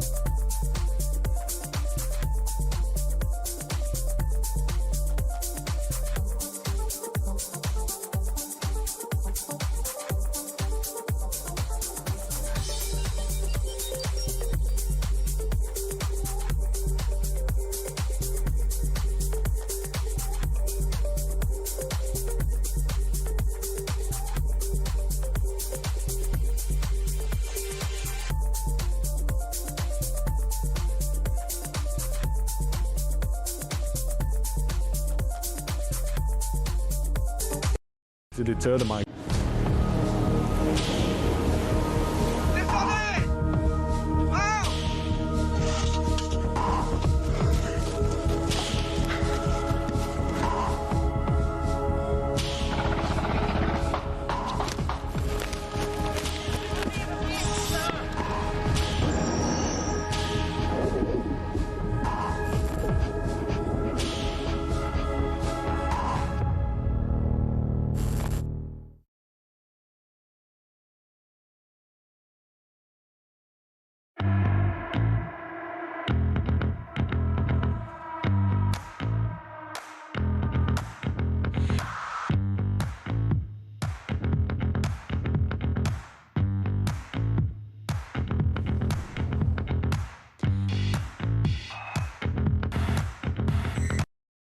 Across the UK, on DAB+, on YouTube, on your mobile, and on your side. This is Talk. Good morning, welcome back to the show. 11:29 is the time. Coming up, we're going to be talking about those anti-misogyny courses for boys as young as 11 years old with the chairman of the Campaign for Real Education, Chris McGovern. First of all, let's get to your calls on it. Grace is on the line in London. She's given us a call on 0344 499 1000. Good morning to you, Grace. What do you want to say? Hi. I don't think these lessons are a bad idea, but I don't think that they'll necessarily solve the problem as much as some people might like to think. And as I'm sure you and many of your viewers would agree, we can't rely on the state to solve all kinds of issues necessarily. I think, one hears about role models in the course of this discussion. I think to myself, I don't really remember thinking about role models when I was growing up. No. And then it occurs to me that I was being, taken to Sunday school and what have you by my parents. And I didn't really believe in that until I was older and I looked at the evidence.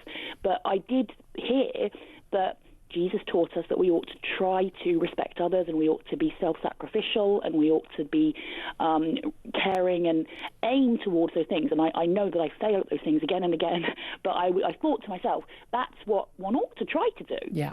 And it was helpful to have that kind of direction because, particularly as someone on the autistic spectrum, I'm bad at knowing about how to relate to other people. Yeah, so it was helpful to have someone tell you that. But did you have relationships you could see that was family, friends, neighbours, whatever, who were showing you, or at school showing you how women should be treated and how men should be treated, and mutual respect? Very much so, yes. And people, my parents, I'm so privileged to have parents who are very much, supportive and caring towards each other as well as towards us. And it was definitely an environment in which there were these positive values. Yeah. So that was the norm. But lots of boys are growing up, that's not even in the house. And I feel like our society had that aim for a while. I mean, misogyny has been a problem throughout human history, unfortunately, but we did for a while think that this particular bloke, Jesus, who taught us to care for others and be respectful of others, was a thing to aim towards. He was a good guidepost. But now we're kind of losing that, and we're moving towards this cultural relativism. I mean, you'll have heard this week that the BMJ published something saying that it might be okay to carry out FGM on little girls. Oh, you're kidding me! I didn't see that. And we're losing. Oh my God. We're losing the kind of standards that we had to. Yeah, well, again, as you say, because we're no longer standing up for the values of this country, which are. Look, I'm an atheist. You're a religious believer, but our culture is based on Judeo-Christian teaching. Really appreciate that call, Grace. Really interesting. I always love it when you call. You always have a really interesting perspective. Thank you so much. Let's go to Mark, who's on the line in Manchester. Mark, you want to talk about this change in tune on globalising the intifada by the police, and whether or not people should be arrested for it. Yes, that's right. Good morning, Julia. I just wanted to give you a personal perspective. I've been to a number of pro-Palestinian marches in Manchester that have ranged from hundreds demonstrating to thousands. Yeah. I think the largest one was 5,000 to 6,000. All starts off very peacefully with the Palestine Solidarity campaign, with the little trestle tables handing out banners and scarves and this sort of thing. And I've collected hours of video for my mobile phone. And we understand as Jews what it means to globalise the Intifada. Yes. But when you have thousands of people parading in front of you, actually drawing the forefinger across their throat, directly looking at you. One of those was a doctor. One of those was a doctor, absolutely. We understand the message very clearly, but then we come on to the two-tier policing system. I was stood on the pavement on the side of the counter-demonstrators. I stepped off the pavement taking a video, and I was quite harshly physically pushed back by a police officer. Very interesting. I made a complaint to the Greater Manchester Police. I had the constable's number. It was quite astounding to find out that none of the police officers had their video cams on at the time. Oh, that's interesting. Surprise, surprise. Yeah, surprise, surprise. And the complaint wasn't taken any further by GMP. I just received an apology. Yeah. But again, the policing of you as a peaceful bystander watching it and recording it was very, very instant. But it hasn't been over people shouting to literally kill as many Jews as you can worldwide, which is what globalise the Intifada means. This is the problem, and this is the biggest problem with the two-tier policing system. And I really, really do hope that these changes, will help, combat this. I mean, I have friends who are in the Jewish Representative Council. They have repeatedly, over the last 2 years, extended the hand of peace over to the imams and the Muslim councils. They refuse to meet the Jewish Representative Council. Really? Only in secrecy. Yes, only in secrecy.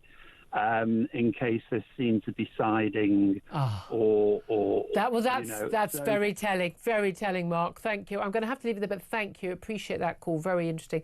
Coming up, we're going to take a quick break. Then we're going to talk to Chris McGovern about whether or not these lessons for schoolboys about how not to be a misogynist, how not to commit violence or rape against women and girls. Is that going to work? We'll find out. This is Talk.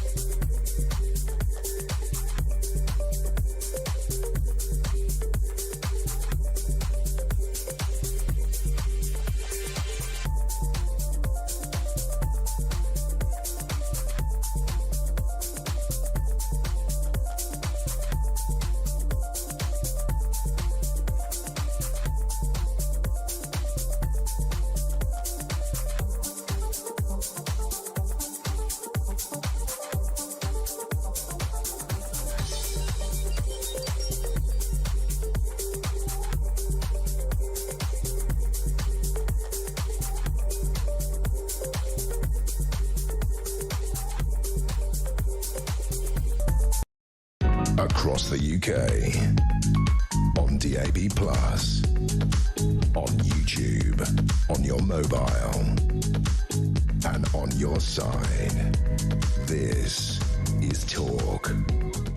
Good morning, welcome back to the show. I'm Julia Hartley-Brewer, and Philip Ingram is also with me, former senior military intelligence officer. Let's get the thoughts right now of my next guest. He's Chris McGovern. He's chairman of the Campaign for Real Education and joins us to talk about this plan to basically, halve violence against women and girls over the next 10 years, according to the Safeguarding Minister Jess Phillips, with the production of, apparently this is now the third different government that's produced a plan on how to tackle violence against women and girls. And part of it is going to include what we teach boys at school. Boys and girls, but particularly boys, they're going to be taught how to respect women and girls and not to be looking to the likes of the Andrew Tates online, but instead to know how to treat women with respect and to, not sexually assault or rape them. Chris McGovern, do we need to teach boys that in school? Well, to some extent, schools already do this. I guess this latest initiative, the best one can say is well-intentioned, but then the path to hell is full of good intentions. It's tinkering with the system. There's a very simple solution to the problem, and it's a very real problem in our schools, misogyny. And it's a solution you do already see in some schools. That's just have single-sex schools. There's no misogyny in all girls' schools, particularly from 11 to 16, that's that crucial time of children coming to puberty and so forth. If you have single-sex schools, that solves the problem. At least they should be available to parents. And in addition, they're large. I went to a very unusual thing, which was a comp that was all girls. Just where I grew up, randomly, all the schools but one in the entire city were single-sex. But and I've sent my daughter to single-sex school. I was always told if you've got a girl, you send her to a single-sex school if you can, and especially in secondary. And if you've got a boy, you want to send him to a mixed school because boys do better when they've also got girls there. But isn't that more about how they learn and how their brains work, as opposed to, because it's all very well, okay, so boys aren't going to be misogynistic at school, but when they leave school, they're going to have the same views, and then girls are going to be mixing with them in the pubs or at the park or in the workplace. And that's true, it's a fair point, but historically, of course, we have had single-sex schools. Really post-war that we've become co-ed, and I think the fact is we need to protect girls. The problem is quite serious. Protect girls. That from that crucial period from 11 to 16 in particular, then if you take the girls away from the boys and the boys away from the girls, you don't have that problem. Yes, of course, in later life, but the girls are older and the boys are older by that time. No, but hold on a minute. No, but does that teach the boy? That just stops them having access to the girls to sort of upskirt them or taunt them or whatever during that time.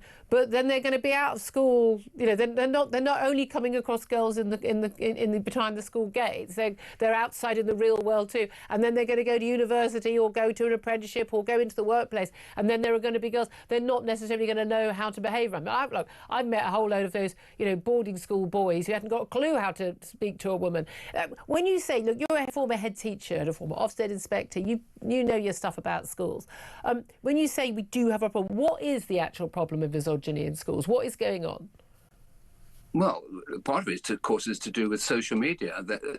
The other line of attack I would put forward to you on this problem is that we should follow the Australian example, and we should exclude young under 16s from using social media, because a lot of the pressure, the Tate stuff, this horrible toxic masculinity, a lot of it comes via social media. Look, I'm offering a suggestion, very drastic solutions when I say go co-ed, or have the option of co-ed, or ban social media for under 16s. These are drastic solutions, but there are real problems in school, and not only is it girls in the schools who may be getting problems. There's also female teachers. The majority of staff in schools are female teachers, and they're also getting a dose of this toxic masculine. Isn't that part of the problem? But part of that issue, then, surely, isn't it the breakdown of discipline? Because, if a boy thinks he can say something outrageously sexist or horrific to a female teacher, part of the fact there's barely any male teachers, certainly at primary school, there are barely any at all in the classrooms, not enough in secondary schools either, I would say, strong males to sort of keep order, who young boys, growing teenage lads full of testosterone are going to respect. But also the general breakdown of discipline, that those boys think they can get away with it. Well, there has been, I think, a breakdown of discipline in recent years, and teachers aren't given enough support, but either by their head teachers or by the government. They need support. There needs to be exclusion units. So we do need to support teachers. But it's, to some extent, what's going on in schools reflects what's going on in the streets. Exactly. What's going on in the streets is coming into the schools. But you really do need firm leadership. You need good teachers. I find, Julie, when you have good teaching, the problems tend to disappear. You have to engage the boys, of course you do. But also, boys themselves are underachieving. White working class boys are the bottom of the pile. To some extent, they're lashing out. I'm not making excuses for No, I completely agree with you. I also think we've got this massive issue. We've been talking about it all morning of, telling boys and young men that everything about them and everything of their instincts, everything about their behaviour and every urge they have is wrong and bad and evil and toxic, and not celebrating the differences between men and women. But when we need help, women, we're very happy to call on the men. But another thing, you talked about what's happening in social media and what's happening on the streets, but also what's happening at home. Not only are there not many good, strong male role models for these young boys at school, a lot of them don't have it at home either. They don't, and too many homes are single parent. And that is certainly a problem. But look, I go back when I finished although I taught a lot of my career in large comprehensives, I finished it in an all-boys school. Mm-hmm. There were no problems of misogyny, zero. So much around the world, there are many societies... Hold on a minute. You don't know that because you don't know what they were doing outside school. I'm talking about in the school. Yeah, exactly. But we're not. This isn't a policy to tackle violence against women and girls in school. It's about teaching them from a young age about how they'll behave in their daily lives outside school and in their future lives. Yeah, and we may disagree on this, but many societies, many people would agree with me. What I would say is allow parents the option to choose a single-sex school. There isn't very much choice in terms of state schools at the moment, which is single-sex. I'm really saying give it a go. Look, okay. Maybe I'm not convinced that is the solution. I think that's just delaying the problem until they turn up at university or turn up in the workplace. If they've got those attitudes. They're not 13, they're not 12, they're older, they're more able to cope. But give the choice, let parents decide that, because we must support parents too. They're also stranded with this problem. And most of all, though, the single greatest solution is to do what the Australians do. For heaven's sake, stop these young kids getting onto this social media and tormenting each other. Yeah. That's the best way forward. I'm a liberal, I believe in choice. Yeah. But not for under 18s. I'm with you on that one. I'm an adult. I'm the one in charge. I'm always like, you're on the payroll. You live under my roof. Then I'm in charge. End of, nothing to discuss. But this thing. I mean, again, I would certainly go further. I certainly am of the view that any school that has that, if your phone is allowed to be in your hand at any point after you've passed the school gates, that school hasn't got their act together. I think also in the past year you supported grammar schools. 100% support grammar. I have a grammar school in every single area, yes. Most grammar schools are single sex. Yeah, they are. There you go. Yeah, that's very interesting giveaway. Thank you very much, Chris McGovern. Thank you for that. Interesting perspective there from Chris McGovern, Philip Abengram. Again, I'm not entirely sure that is the solution. And again, I never come across this issue, and I haven't come across it as a parent because of going to single-sex schooling. But most schooling in this country is mixed-sex. But isn't that just delaying the problem? Well, I don't think it's delaying the problem. I think it may give children the ability to learn as they're going through this difficult hormonal period, learn what's right and wrong. I went to a single-sex school between the age of 11 and 18, and the majority of the teachers that were there were male because it was a single-sex male school. The girls' school was at the other end of the rugby ground. And we used to mix a lot. Look longingly over each other. But the girls, the majority of the teachers there were female, and therefore when you're going through those difficult hormonal periods, and we all had good parenting, or the majority had good parenting, but when you're going through those difficult hormonal periods, you had role models. Yeah. And it was a voluntary grammar school, which was unique to Northern Ireland, a different way of doing things, but it meant that you didn't have to do pay fees and everything else, and it just worked. Interesting. I'd love to hear your thoughts on this. Get in touch, 0344 499 1000. What is the solution? Again, I was wondering whether misogyny and sexual violence is getting worse against women. I think we're now talking about it more, and it's more acceptable. Becoming more open about it. I don't think necessarily. I don't necessarily think it is getting worse. I think you got the Andrew Tates and things like that.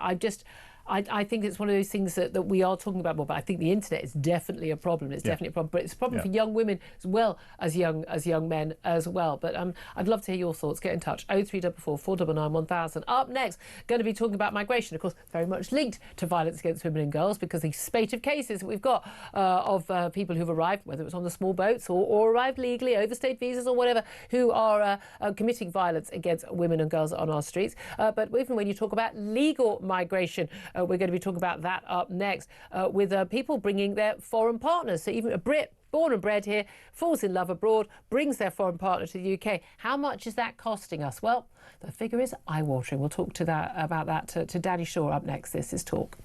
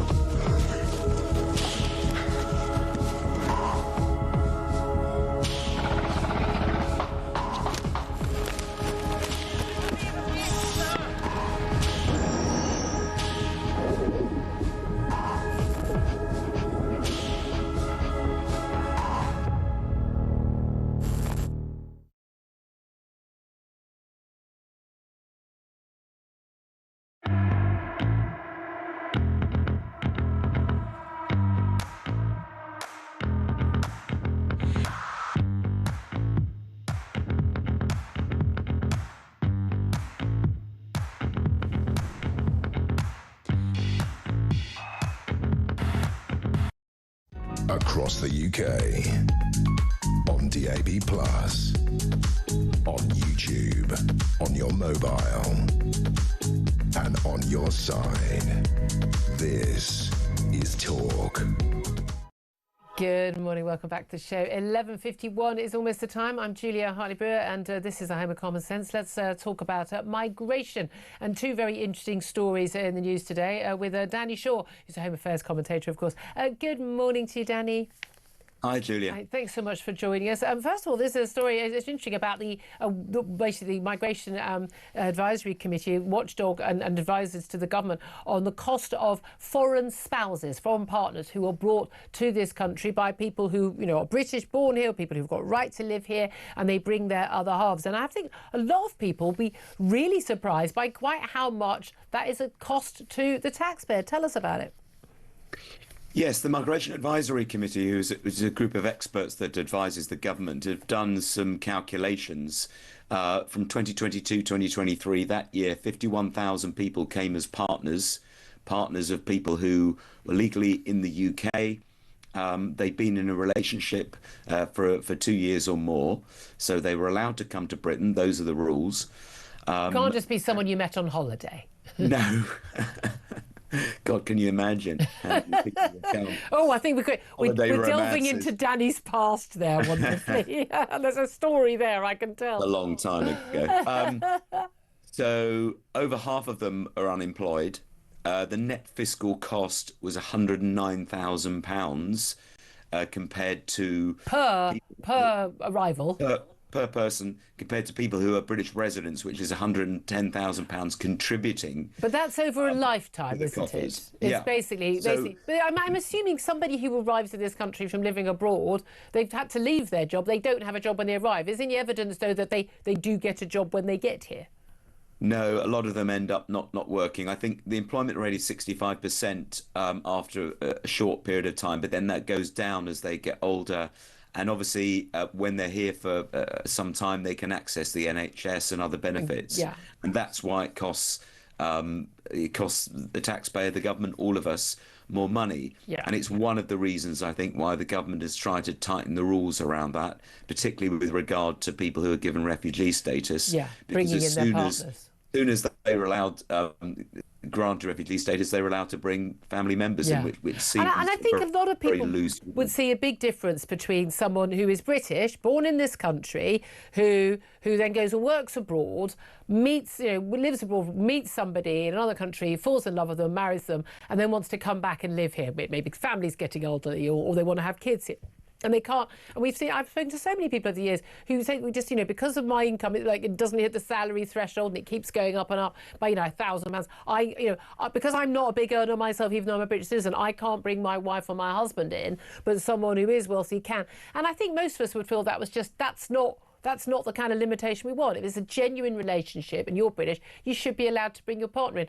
But I think we draw the line for people who have been allowed to come to this country, even if they then get that status, to then be able to bring people in. I think those are very different rights, surely.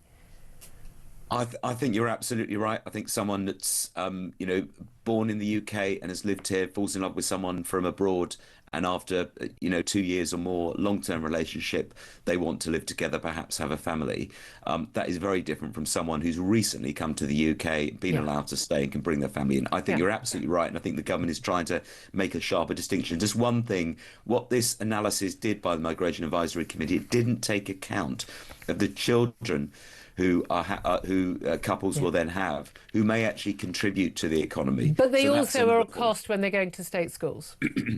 They may do, but because they're more likely to be younger, they're more likely to be of working age and therefore contributing. Yeah. Very complex. Well, these things are, but these things are complex, aren't they? At the end of the day, British citizens, we cost a lot of money when we're, the early years for, being born and then their education, and then the latter years of the benefits, even if you're, a fully contributing working member of society. And the vast majority, in the country are not net contributors in terms of the actual money they cost. That's why people who are very rich pay more tax, and with all the other taxes to help pay for everything. But this is about looking at whole life contributions, and as we're seeing again and again, a lot of people who come here legally because they're on low earnings, and once they get the right to stay here, definitely to remain, and this has all been exposed, I think, for a lot of people who wouldn't have known in the last 6 months or so, then they get entitled to benefits. Often then they don't carry on working, or they're still getting extra help, and actually they're not net contributors. Then they retire and they cost frankly a small fortune. And funnily enough, it turns out that mass immigration of people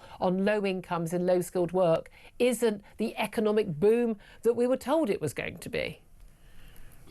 No, but I think what you have to remember is that we had a period of time where governments were encouraging people to come to the UK to fill those jobs, to do those low-paid jobs that British-born workers just didn't want to do. And we had the Boris wave after Brexit of the lax sort of controls around foreign workers, which allowed hundreds of thousands of people to come in, a net migration approaching 1 million, I think. Well, we was talking on the show yesterday about the Policy Exchange think tank saying we need to have an emergency census to actually find out how many of these people, the best part of 4 million people. We have no idea who's in this country. We have no idea how many people have arrived, how many people have left. The overstayers on student visas, visas, on work visas, we know is on a grand scale, apart from the illegal arrivals themselves on the boats, on the lorries. We haven't got a clue how many people are in this country. We're told we're around the 70 million mark. I'd be surprised if it's not about 5 million higher than that. Well, it's 4 years since the last census, wasn't it? And I think there's a very good point to say, because of the inflows, that you need a more up-to-date figure, and that will help plan housing, education and other services as well. That's the whole point of having a census. Exactly, and a lot of these figures are often wrong anyway, aren't they? Because the chairman of the Migration Advisory Committee, Professor Brian Bell, also pointed out yesterday the overall migration figure would jump in the median term for the current levels of around 204,000 to around 300,000 after 3 years of sharp falls. Basically, it's gone down as a result after the Boris wave when we all found out about it. But net migration, the number of people coming over, the number of people leaving, is set to increase. But by the way, one of the reasons those figures don't look as bad as they have been is because so many Brits are leaving. 250,000 Brits left last year. Yeah, there's also quite a lot of British people who are returning as well, which is also counted. But no, I mean, net migration is going to go up, it's forecast, to around 300,000, and that's principally because of the surge in asylum seekers and also family visas, which the Migration Advisory Committee says are the two hardest sort of areas to tackle, to bring down. So you can tackle foreign workers coming in, you can put restrictions there, but we have people switching to claim asylum, and we have people coming across illegally through the channel. And as we've seen, as we talked about many times, that is really hard to stop. Absolutely. Really good to talk to you. Danny Shaw, Home Affairs commentator. Danny Shaw, thank you for joining us. Philip Ingram, I mean, a show we've ever done, we've not ended up talking about migration. The main thing is now we actually are talking about it. We're actually talking about the real numbers. We're actually, we're actually getting people having a chance to actually know what's really going on and how much it's costing us. And when people come in, whether it be a partner of someone who's legitimately in this country or a citizen of this country and all the rest of it, there should be a net contribution score to society. And that should rely on financial, cultural, societal and everything else. And it should be looked at from a long-term perspective. And if someone's coming in to not work, then the whole family has to have a bigger score before they're allowed to stay. Yeah, I mean, absolutely. It's, again, even though those spouse rules, they were brought in to stop people just bringing in sort of, basically arranged marriages from India and Pakistan. They're still coming in. But it also ended up affecting Brits who've been here, who've lived all their lives here, but other than worked abroad, found someone else they fell in love with, and they weren't able to bring them to live with them. It's extraordinary. Coming up, we're going to take a quick break, get the news. We're going to have the Bank of England decision on interest rates. Will there be a cut? And we'll also talk to Ian Duncan-Smith about all the big stories in the news. This is Talk.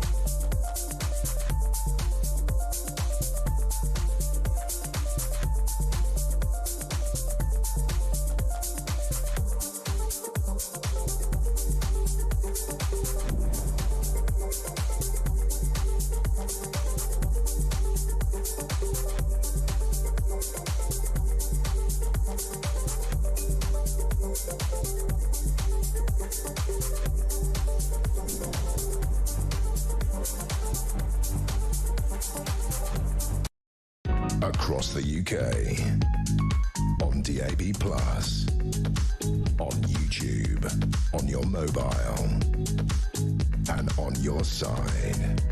This is Talk.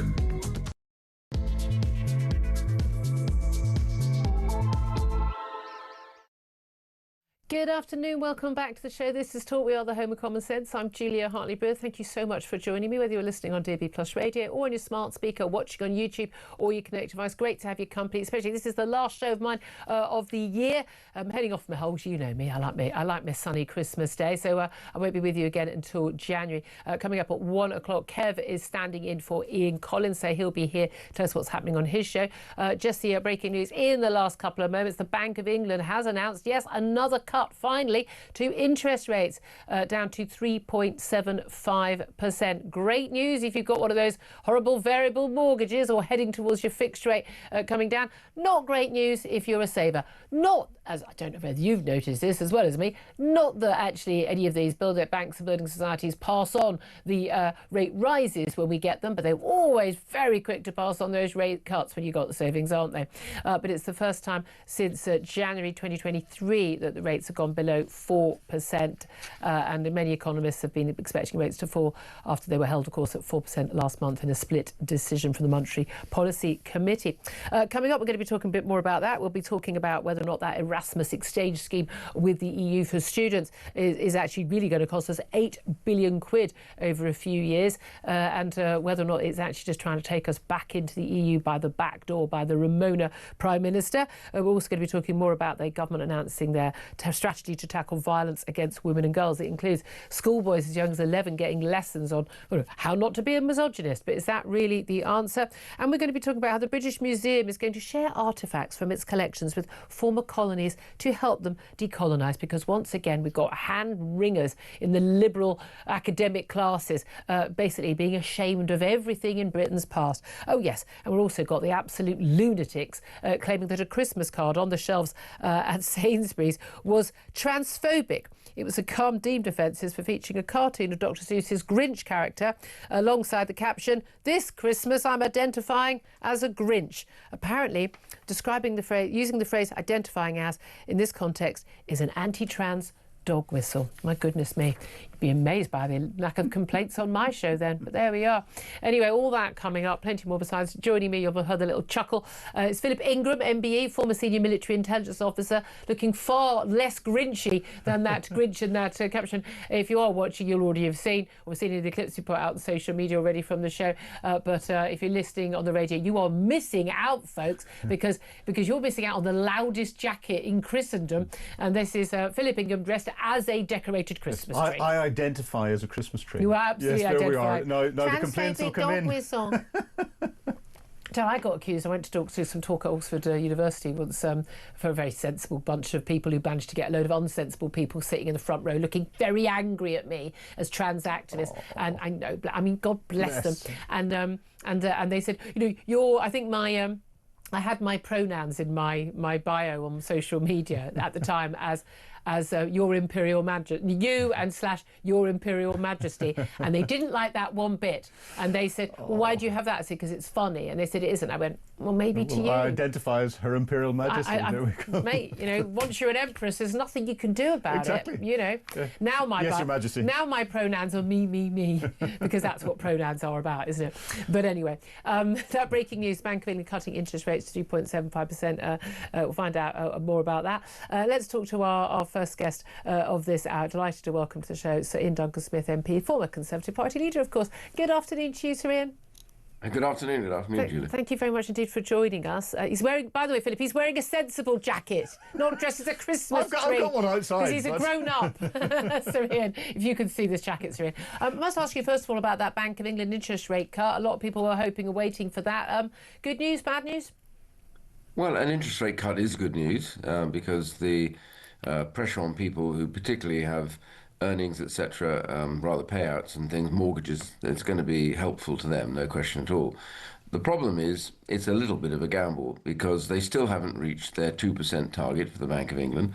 For interest. No, that's not for inflation. Yeah, exactly right. So they haven't. And there's a bit of a problem because they're higher than expected increases in pricing on a lot of hospitality areas. So it may well be something that stalls next time round, or may even have to go up. I'm a bit pessimistic about it at the moment because the economy is not doing great.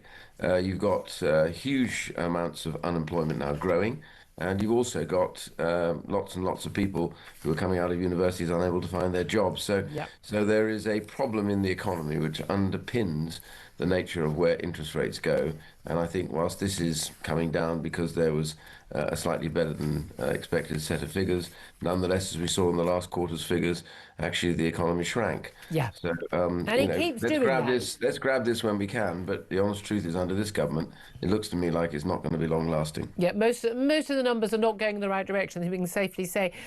What do you make of this Erasmus deal? We were told it's going to cost about $500,000 a year, rather more than I think most people are willing to pay for it, for a deal where basically we go back into this deal which is run by the EU, where students from universities in the EU and others can come to the UK to study, and we basically subsidise them. I don't know why we're doing that. And then our students are going over to Europe and able to subsidise it. It's only a handful. I mean, it's just a few thousand students. It's not a big scheme at all, but it does cost a lot of money. And we're told, actually, over a period, if we go in from 2027, we know what it costs them, but the EU is planning to double their spending on it pretty much, that from 2028 to 2034, we could end up spending more than £8 billion on this scheme to basically subsidise the Jacintas and the Tarquins of Britain and Europe to have go on a lovely little exchange scheme. Is it good value for money? No, it was never good value for money, and now it's got worse. I mean, the truth is, if you look at it, the vast majority of the scheme are European students coming to the UK. And the reason for that is the UK, second only to the US, has its top universities in the top 10, top 20, top 30, top 40. I think you have to get to about the top 30 or 40 before a European university actually enters in the scale. And therefore, an awful lot of, I don't blame the European students wanting to come across to the UK to visit places like Oxford, Cambridge, London University, Bristol, all these top universities that we've got here, because, it does them good. But what I do complain is that, that's more than double the number of students, British students, that ever used it. Yeah. About 15,000, I think, was the number that went in last time round, whereas about between 30 and 40,000. Yeah, and what a surprise, European because so students few of our students study foreign languages and could manage it, whereas across Europe, if you're educated at that level, you speak pretty much fluent English, because all your films, all your music, all your telly that you're watching is all in English. It's the second language of the world. So, and by the way, we don't have mass youth unemployment, not yet. We're on the way. We're doing our best to get it. So there's good reason to come here. So Erasmus was a bad project anyway, even if you were in favour of the European Union or not. It was a bad project. The Turin project that we set up is far better because it's not limited to Europe. Yeah. They're doing more and more. They were doing more and more negotiations, opening up other countries around the world, which is much more interesting, and particularly for British students, because a lot of those countries will be Commonwealth countries. Yeah. A good exchange between them is much more interesting and more useful to them. Yeah. And also it's English language, common law, all those sort of areas they can do some proper studies. And it tends, as I think you've indicated with your reference to the naming of any particular student at all, Tarquin, but the reality is it did, in fact. We have a lovely Tarquin who's a regular caller on this show. I mentioned Sebastian. We have a family member, Sebastian, but you know what I'm I know what you mean. We know exactly what I mean. But also, it benefit only those wealthier students. Philip Ingram pointed out earlier that we've still also, in the old scheme, EU students coming over, and of course, they're entitled to get those loans under that scheme, for which tuition fees, because of course tuition fees at European Union universities usually in the hundreds, just a couple £100 if there is fees at all, whereas £9,500 in the UK. Yeah. And £5.5 billion is still owed by EU students who took out those loans, have no intention of paying that money back, never started paying. We can't track them down. They'll never get that money back. We are subsidising the youth of Europe to get a better education. I agree, and the biggest problem is this is quite clearly a foretaste of the inch-by-inch that was my next question to the European Union. And the government doesn't want to do it out loud, so what they do is they introduce little bits and pieces. It's quite clear that the European Union has basically demanded a significant, hefty price for us to rejoin this. It's part of the process that says the step-by-step process, you will come back in, but you have to join Erasmus. The honest truth is it's bad news for us generally, but it's also stupid politics. What they've been far better would have done, using some of that money that they're now going to pay to the EU, if they've got that money, let's look at how we take the burden of the student fees of far too many people who didn't get the kind of jobs that they were expected to get post-university, and try and give them some way out of the debt that they're in, which means they're unable to put mortgages down or anything else. Exactly. The interest rate on these debts are absolutely astonishing. And I know loads of people, they're paying a fortune every year from a very, average or below average income, and they're not paying off a single penny of the actual debt. They're just paying the interest. We are into, frankly, loan shark territory here, I think, for a lot of young people. And the government, I was always deeply concerned about the nature of what we'd done with the student fees. I know there was a reason to try and get some of that money, as it were, paid for by those who were supposed to get higher jobs. But I think the levels at which they're at, or even possibly might go to, are ridiculous now, and we've got real problems amongst student debt. So why do they bother with Erasmus? Why not get on and try and help the students in some way or another? That would have been a much more thing. It would have actually all sides of the House of Commons would have joined in on indeed. But you mentioned this is inch by inch, step by step, trying to say, kick us back in. And a lot of people say, oh, no, and Keir Starmer say, oh, no, of course not. They were very clear in their Labour manifesto this time round. Last time round in 2019, of course, they wanted a second referendum because we didn't know what we were voting for, Ian. We were just a bit confused, probably a bit racist, didn't know what we were doing. And then we found out what Brexit was, and we'd have the option of basically stopping it from happening in the first place. That failed. They didn't get elected, thank goodness, but they still want to take us back in. We know that Keir Starmer is a Ramona to his absolute soul. What else has he done to try and sort of just get us back in? And what else do you think he's going to do to try and just shift us just closer and closer and closer till we get to the point where they say, you know what, we're taking these rules, we're rule takers, but we're not rule makers. We want a seat back at the table. Why don't we join again? I think the main thing is that he's already started. I mean, the addressing the trade arrangements that we had, giving in to Europe further over things like SPS foods, etc.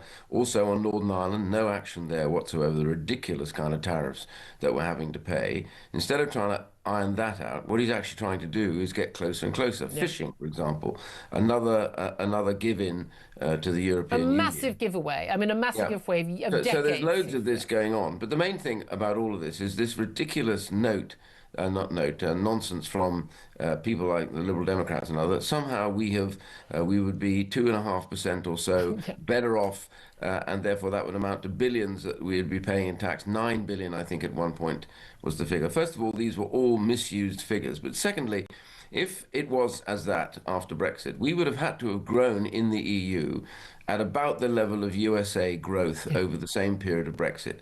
No country in Europe has achieved any of that. In fact, Germany and France, who are two of the big countries in Europe, have had terrible economies, worse than ours, over the last 7 or 8 years, and in trouble still today. Look at France. Now, if that's the truth about it, Europe has been shrinking in terms of its global trade. This idea that all we have to do is step back into the EU to grow again, the growth lies outside the EU, not in it.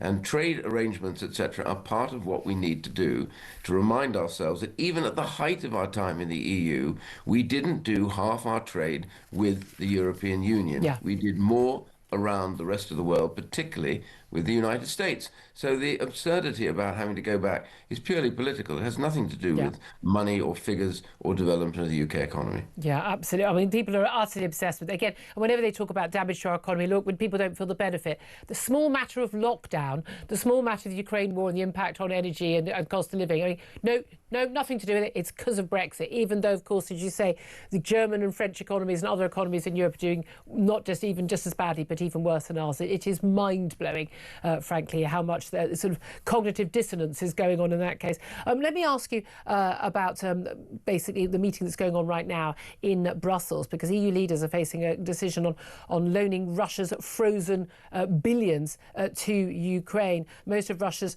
£185 billion worth of assets in the EU held in the Belgium-based organisation Euroclear, and there's been a lot of talk about trying to get that money and basically funding it, giving it to Ukraine, because they're going to be basically running out of money.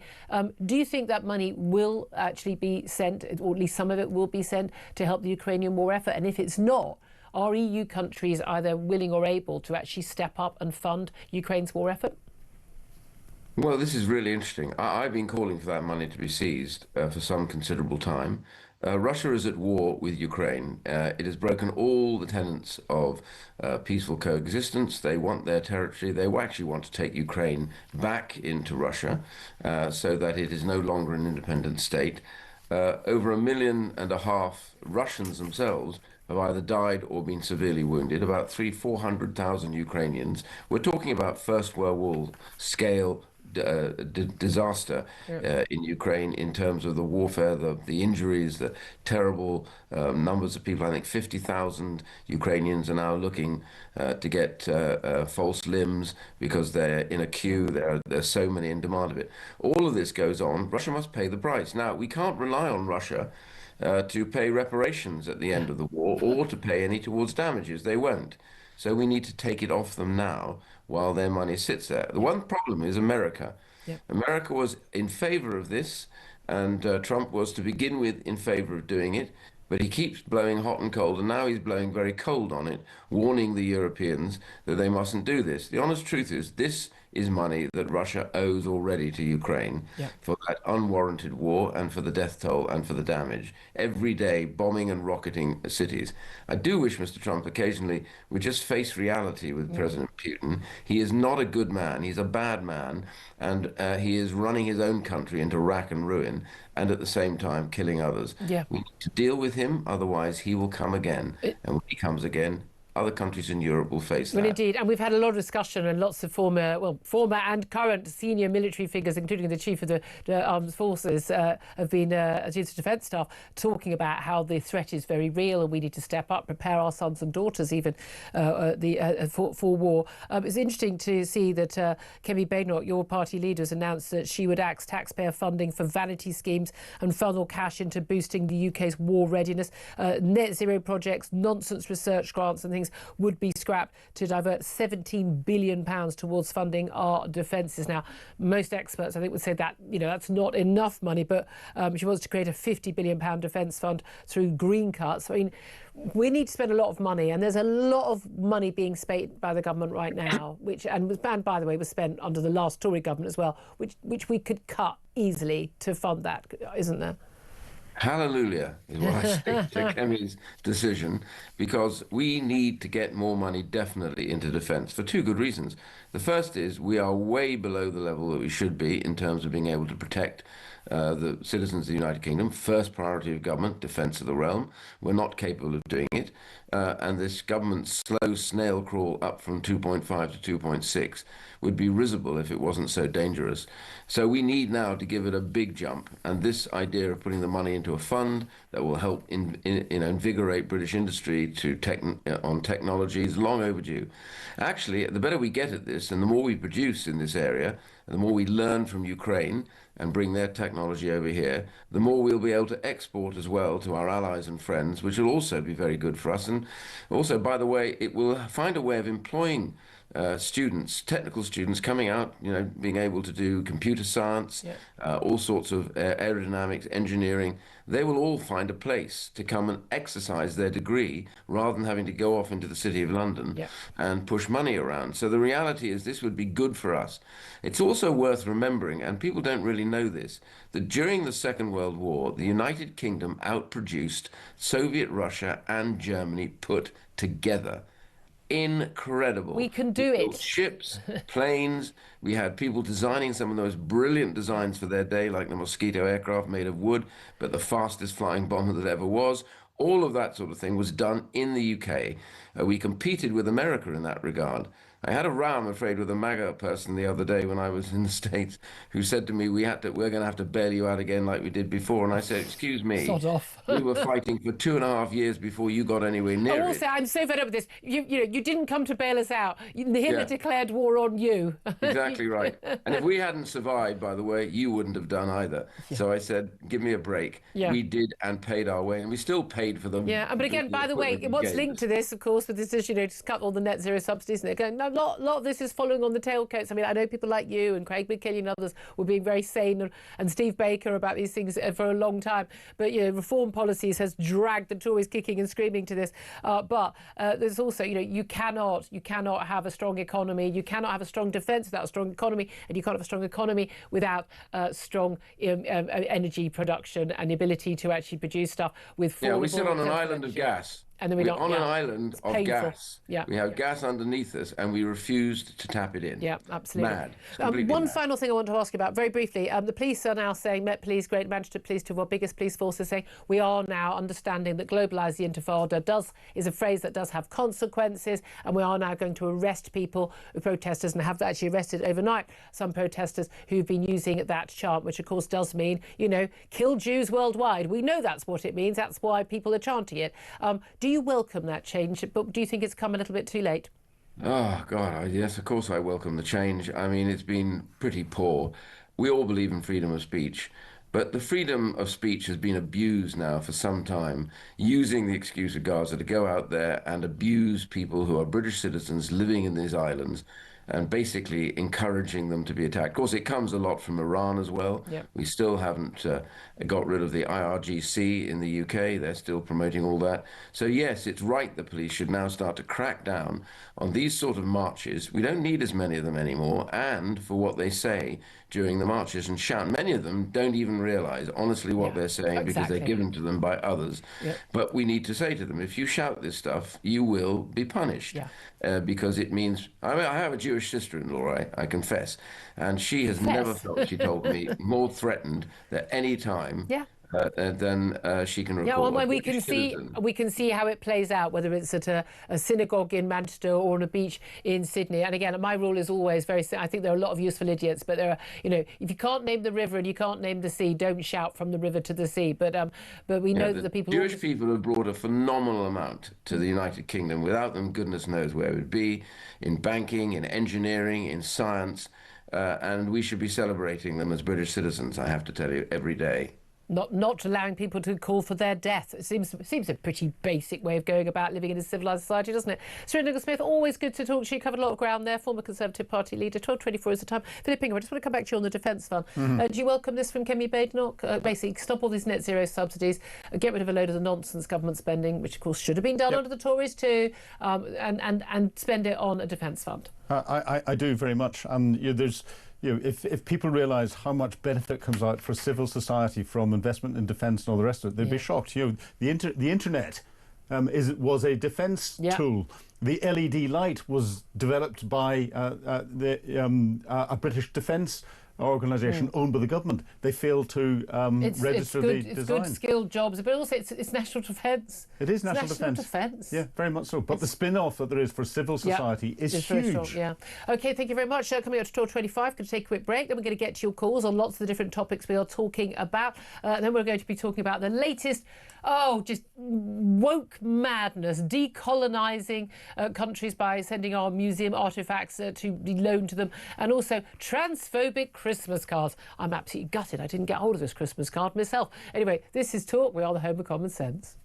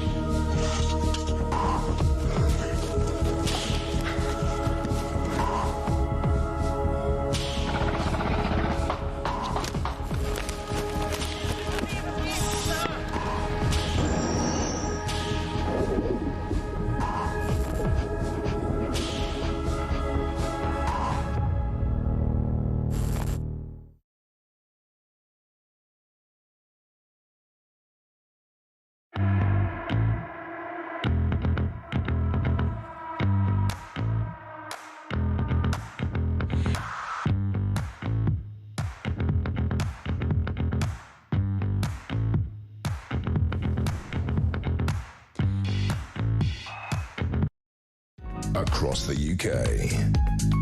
On DAB+, on YouTube, on your mobile, and on your side. This is Talk. Afternoon, welcome back to the show. 12:28 is the time. Let's get to your calls coming in thick and fast on all the big topics we are talking about today. 0344 499 1000 is the number to have your say. Helen is on the line. She's in Suffolk. And Helen, you want to talk about this, basically this strategy to tackle violence against women and girls, and in particular, boys as young as 11 being taught, well, don't be a misogynist, don't be violent, and don't sexually abuse girls. But what do you make of it? Well, I'd just like to say the problem extends much wider than just boys. My daughter's a deputy head teacher at a primary school, and this is normal language, abhorrent language that these young children are shouting at the teachers. I'm not actually allowed to say what an example of... No, please don't get me in trouble. No. But the youngsters, boys and girls, being abusive to the teachers. And what is your daughter's the deputy head? So what is done when the kids do that? Because at my school, you'd be in detention for a heck of a long time. Well, they would at my school, but these days it is a primary school. These are children who are 6. What? Yes, and I'm not allowed to say what they call the teachers. Am I allowed to say? No, please don't. If my producer had said don't say, please don't say. Right, okay. Shocking. But language you might expect, sort of, in the pub or at a building site, rather than well, yes. Words that children should never have actually heard. I'm going to say. Exactly. Okay. Exactly. So, teaching people to respect other people. If it's going to be taught at all, it's not just boys and misogyny. It should start at kind of nursery school. Well, I'm thinking we need to start with the parents, because I'm sorry if my kid used language like that at 16, let alone at 6. I'd have something to say about it. Now, my language is completely blue. I'm a terrible old swearer off air. But I didn't swear in front of my daughter when she was young, so she wouldn't ever hear naughty words. And we don't talk abusively to each other at home. So she wouldn't have thought that was something that you could do to a teacher. Exactly. Well, that's the reality. Well, I dread to think what's happening in these kids' homes. Well, I dread to think of it too, but that is the reality on a day-to-day basis. That is very telling. Helen, thank you very much indeed. Oh, God, it's just awful, isn't it? Let me get to some of the texts and tweets coming in on that before we go to another call. But I'm asking your reaction, and Holly's message to say that's learned in the home by observing the father.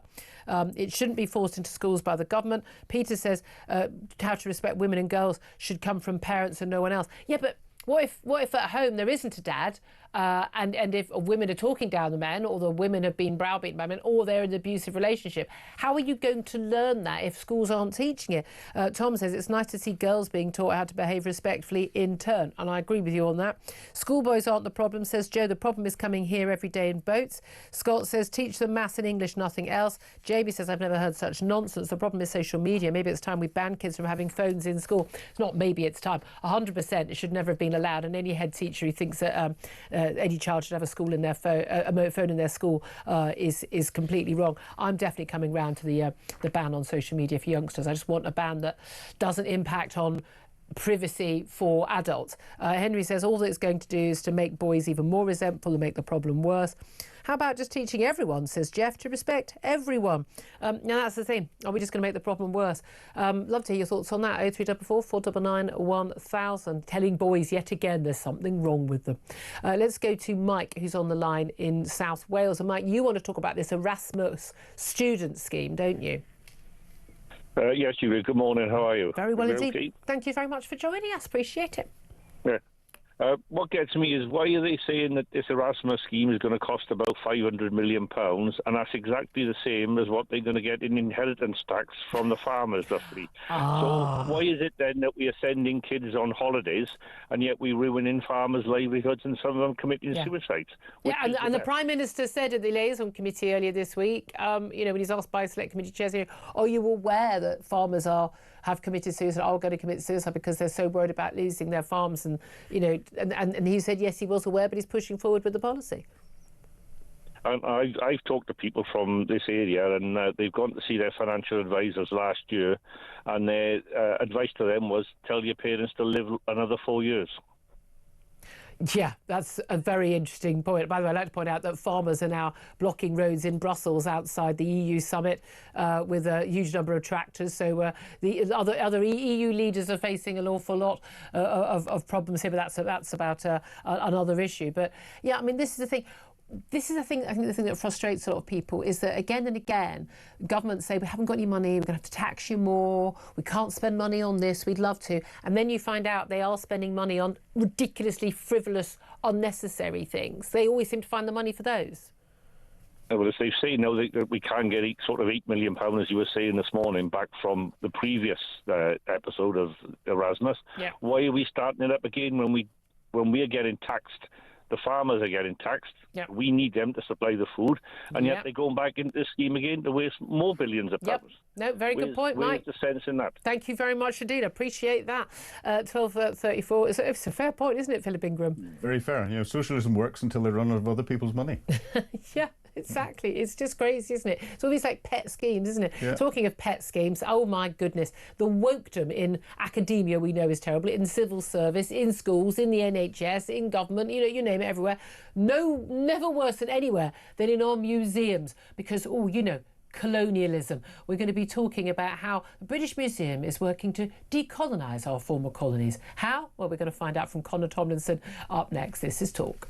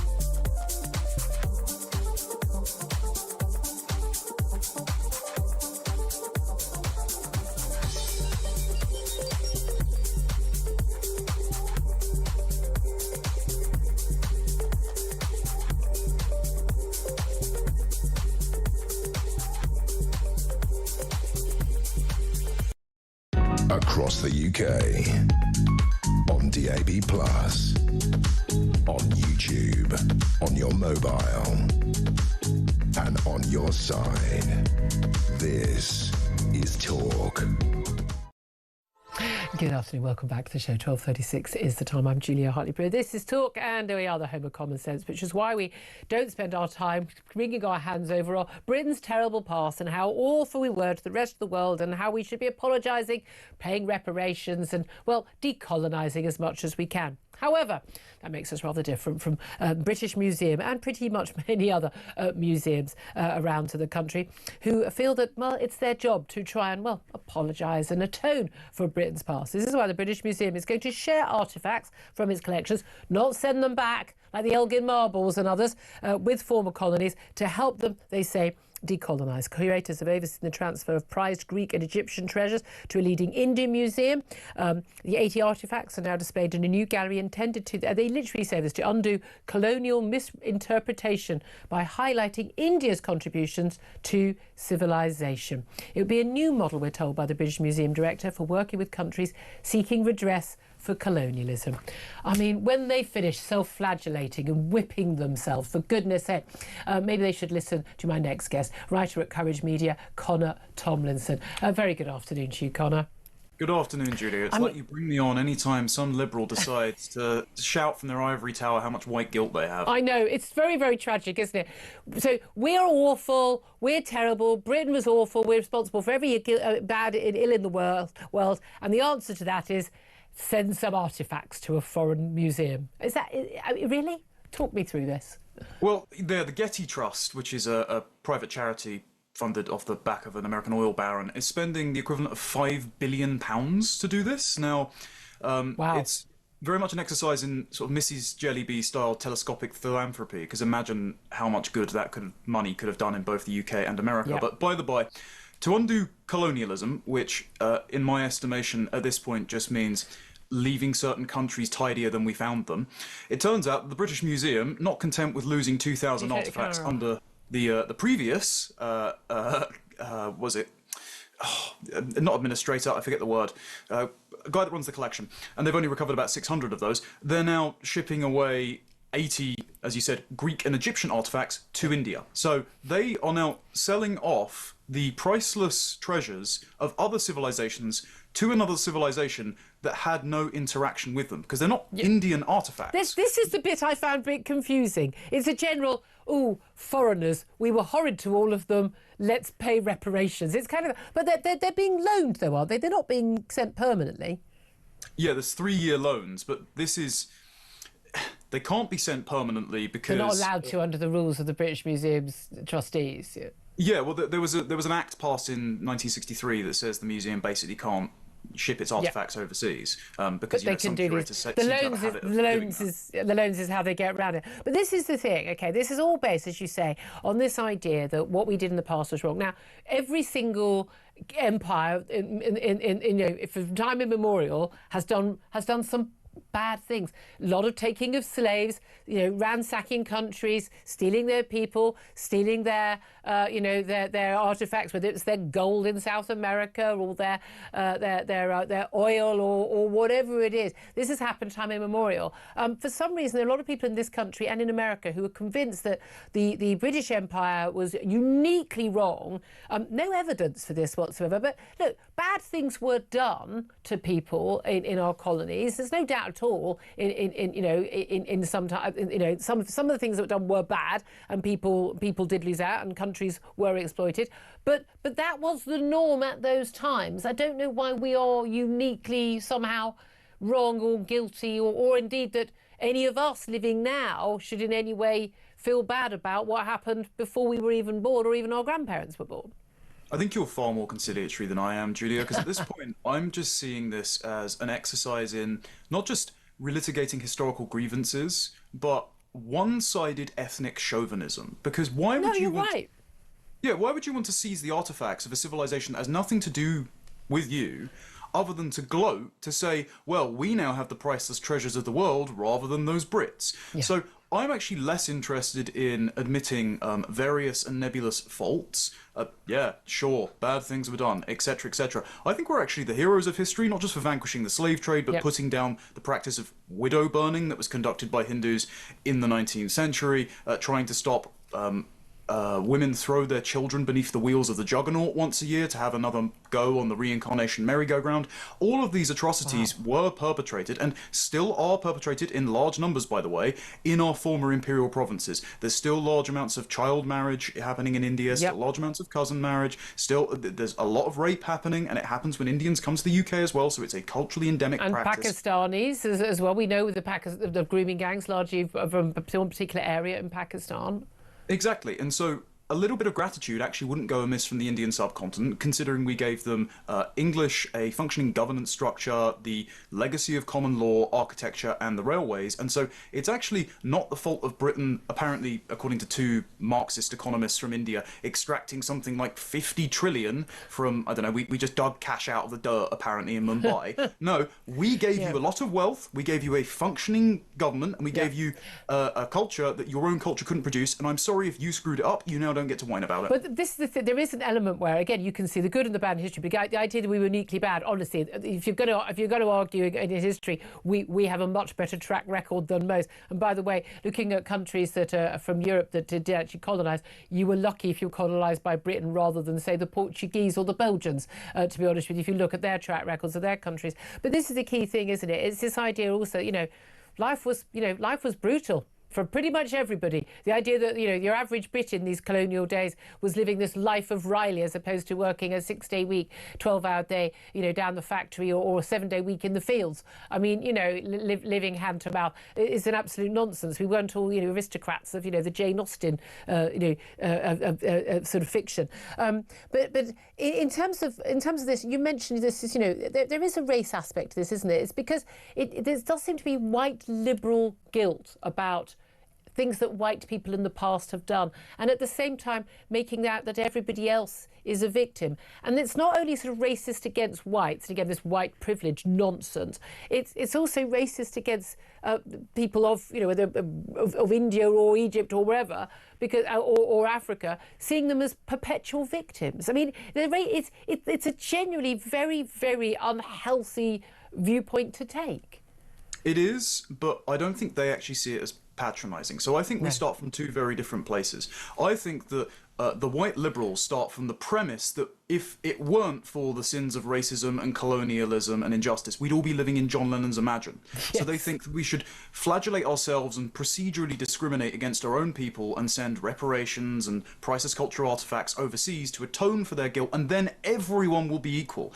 Instead, I don't think places like India or Africa see this as us talking down to them. I think they see this as us being weak and them being able to gain relative advantage. Because remember, these cultures aren't universalist, they aren't as honest, they are ethnically and tribally nepotistic. And this is why I've spoken to friends in the American government, in Australian politics, and of course even people like Kemi Badenoch have said this during her time as trade minister. This is why whenever you try and deal with some country like India, when you push a trade item over the table, when you try to give them a fair hearing about their historical grievances, they always tack on more advantages to themselves. They always add, more visas for Indian workers. Why wouldn't they? Why wouldn't they? They're acting on behalf of their own people.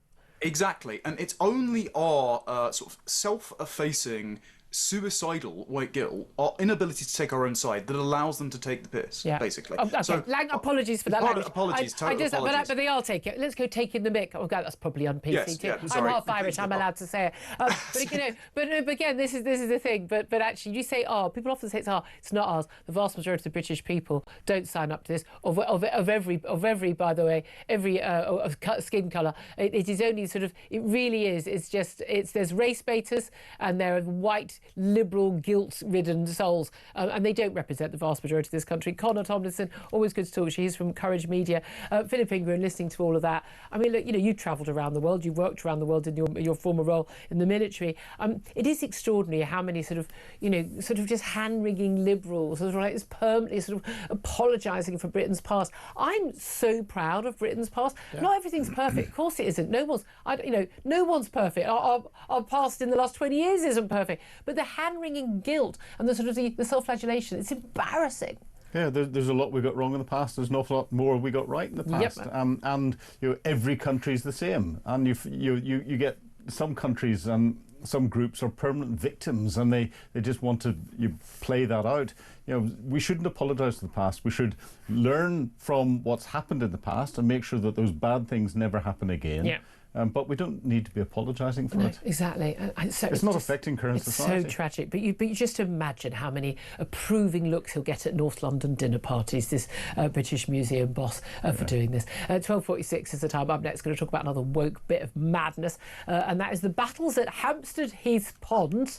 I kid you not, the women's pond. And we're also going to be talking about a transphobic Christmas card on sale at Sainsbury's. It's been withdrawn because apparently it is transphobic. I'm just gutted it's been withdrawn before I could buy them all up. We're going to talk about that with Sex Matters. Fiona McInerney up next. This is Talk.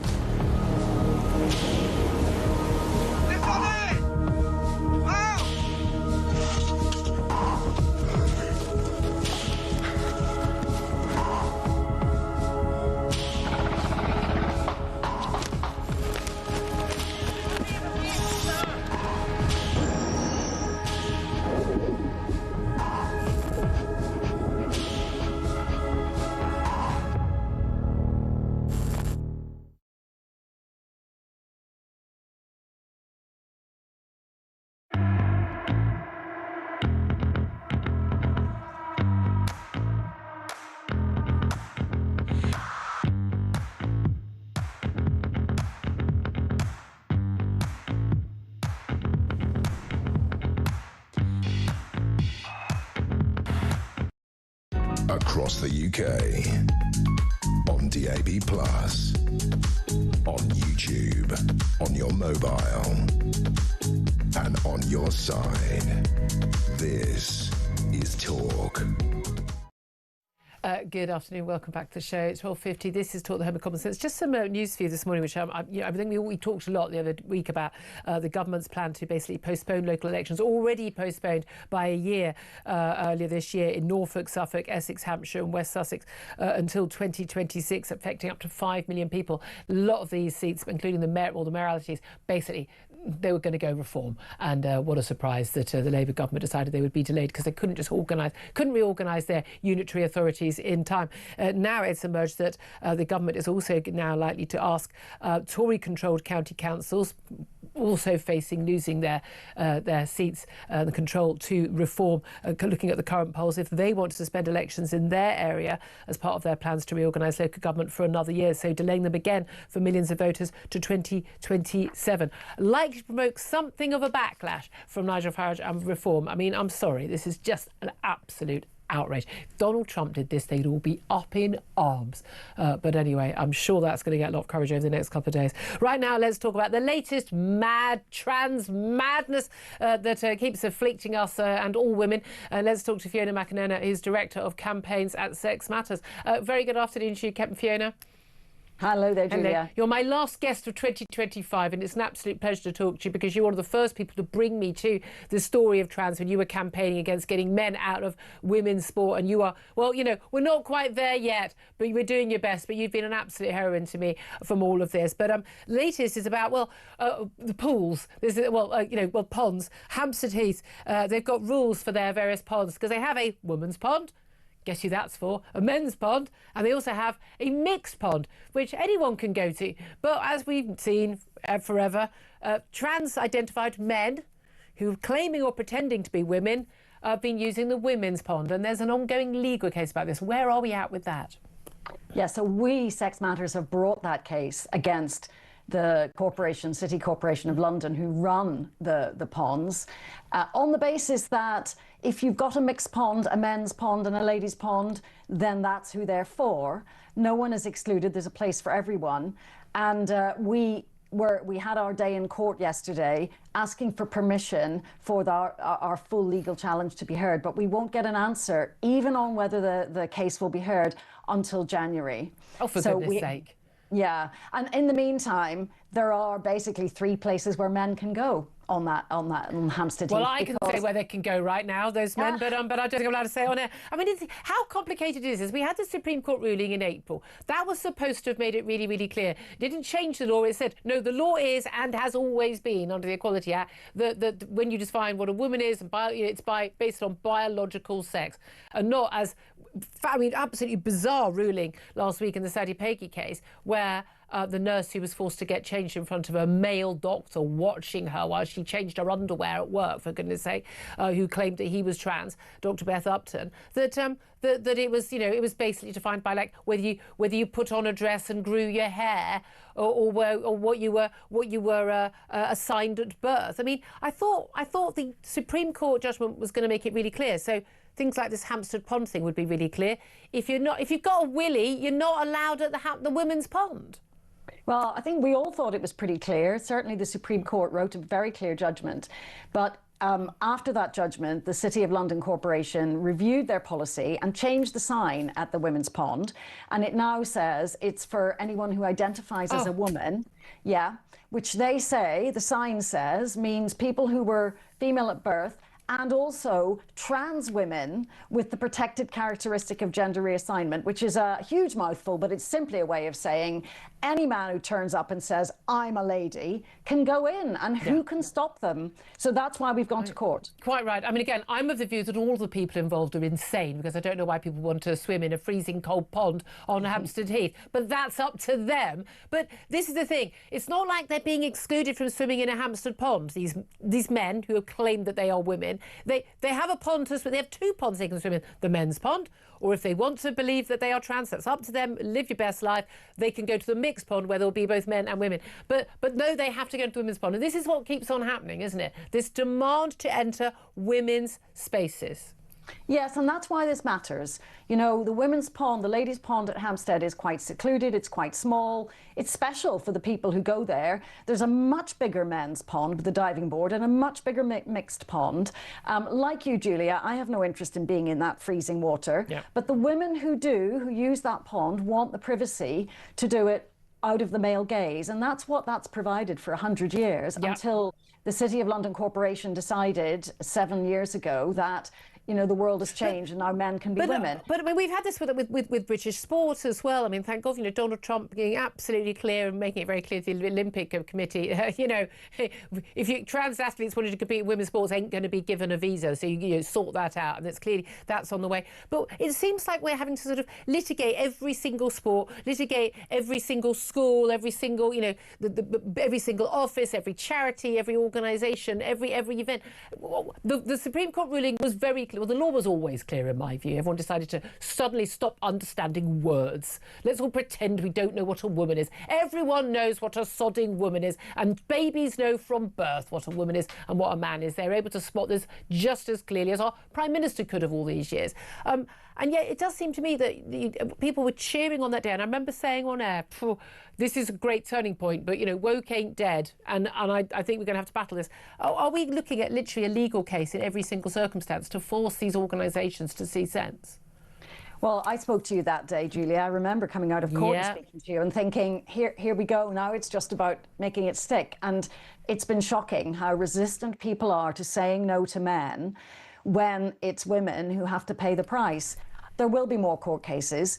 We've chosen the Ponds case because it's a local authority, and if we can get a win on that, then it sets a precedent. That's at the very High Court. interesting. Can I just ask, will it just finally also, will it set a precedent in terms of whether or not trans activists are going to get a sense of humour? Because a Christmas card has been removed from Sainsbury's shelves after being branded transphobic. It's got Dr. Seuss's Grinch character alongside the caption, "This Christmas I'm identifying as a Grinch." Apparently, this is an anti-trans dog whistle. What do you make of that? I think it's a fun card. I think that if you can't poke fun at something, that tells you a lot. Is it fragile? I mean, you can call me anything you like. I still know the reality for me. So if people have to be protected from offensive Christmas cards, then they really have lost their sense of Christmas, of humour. And also their identity is somewhat fragile, isn't it? I have to say, I mean, again, it's extraordinary. I'm just gutted I didn't get a chance to buy them all. I'd seen that card. I would absolutely have bought up the entire stock for the country. Fiona McNenna, you've been doing great work this year. I hope you carry on. I'm sorry you still have to carry on in the new year, but I fear you will. Director of Campaigns at Sex Matters. Thank you so much for it. That's my final guest of the year. Philip Ingram, still dressed as a Christmas. He is identifying as a Christmas tree today.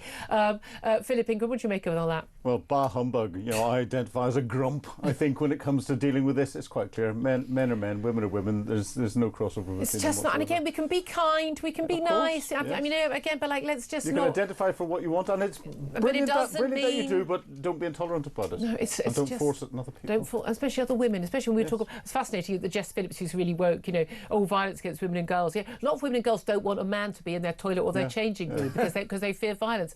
Joining us right now tonight to say is Kevin O'Sullivan, standing in for Ian Collins. I never get to see you otherwise, unless you're doing breakfast on your Lovely to see you. Hello, We're like ships that never pass in the night, sort of thing. By the way, that Christmas card, it was the Christmas card company that junked every single one of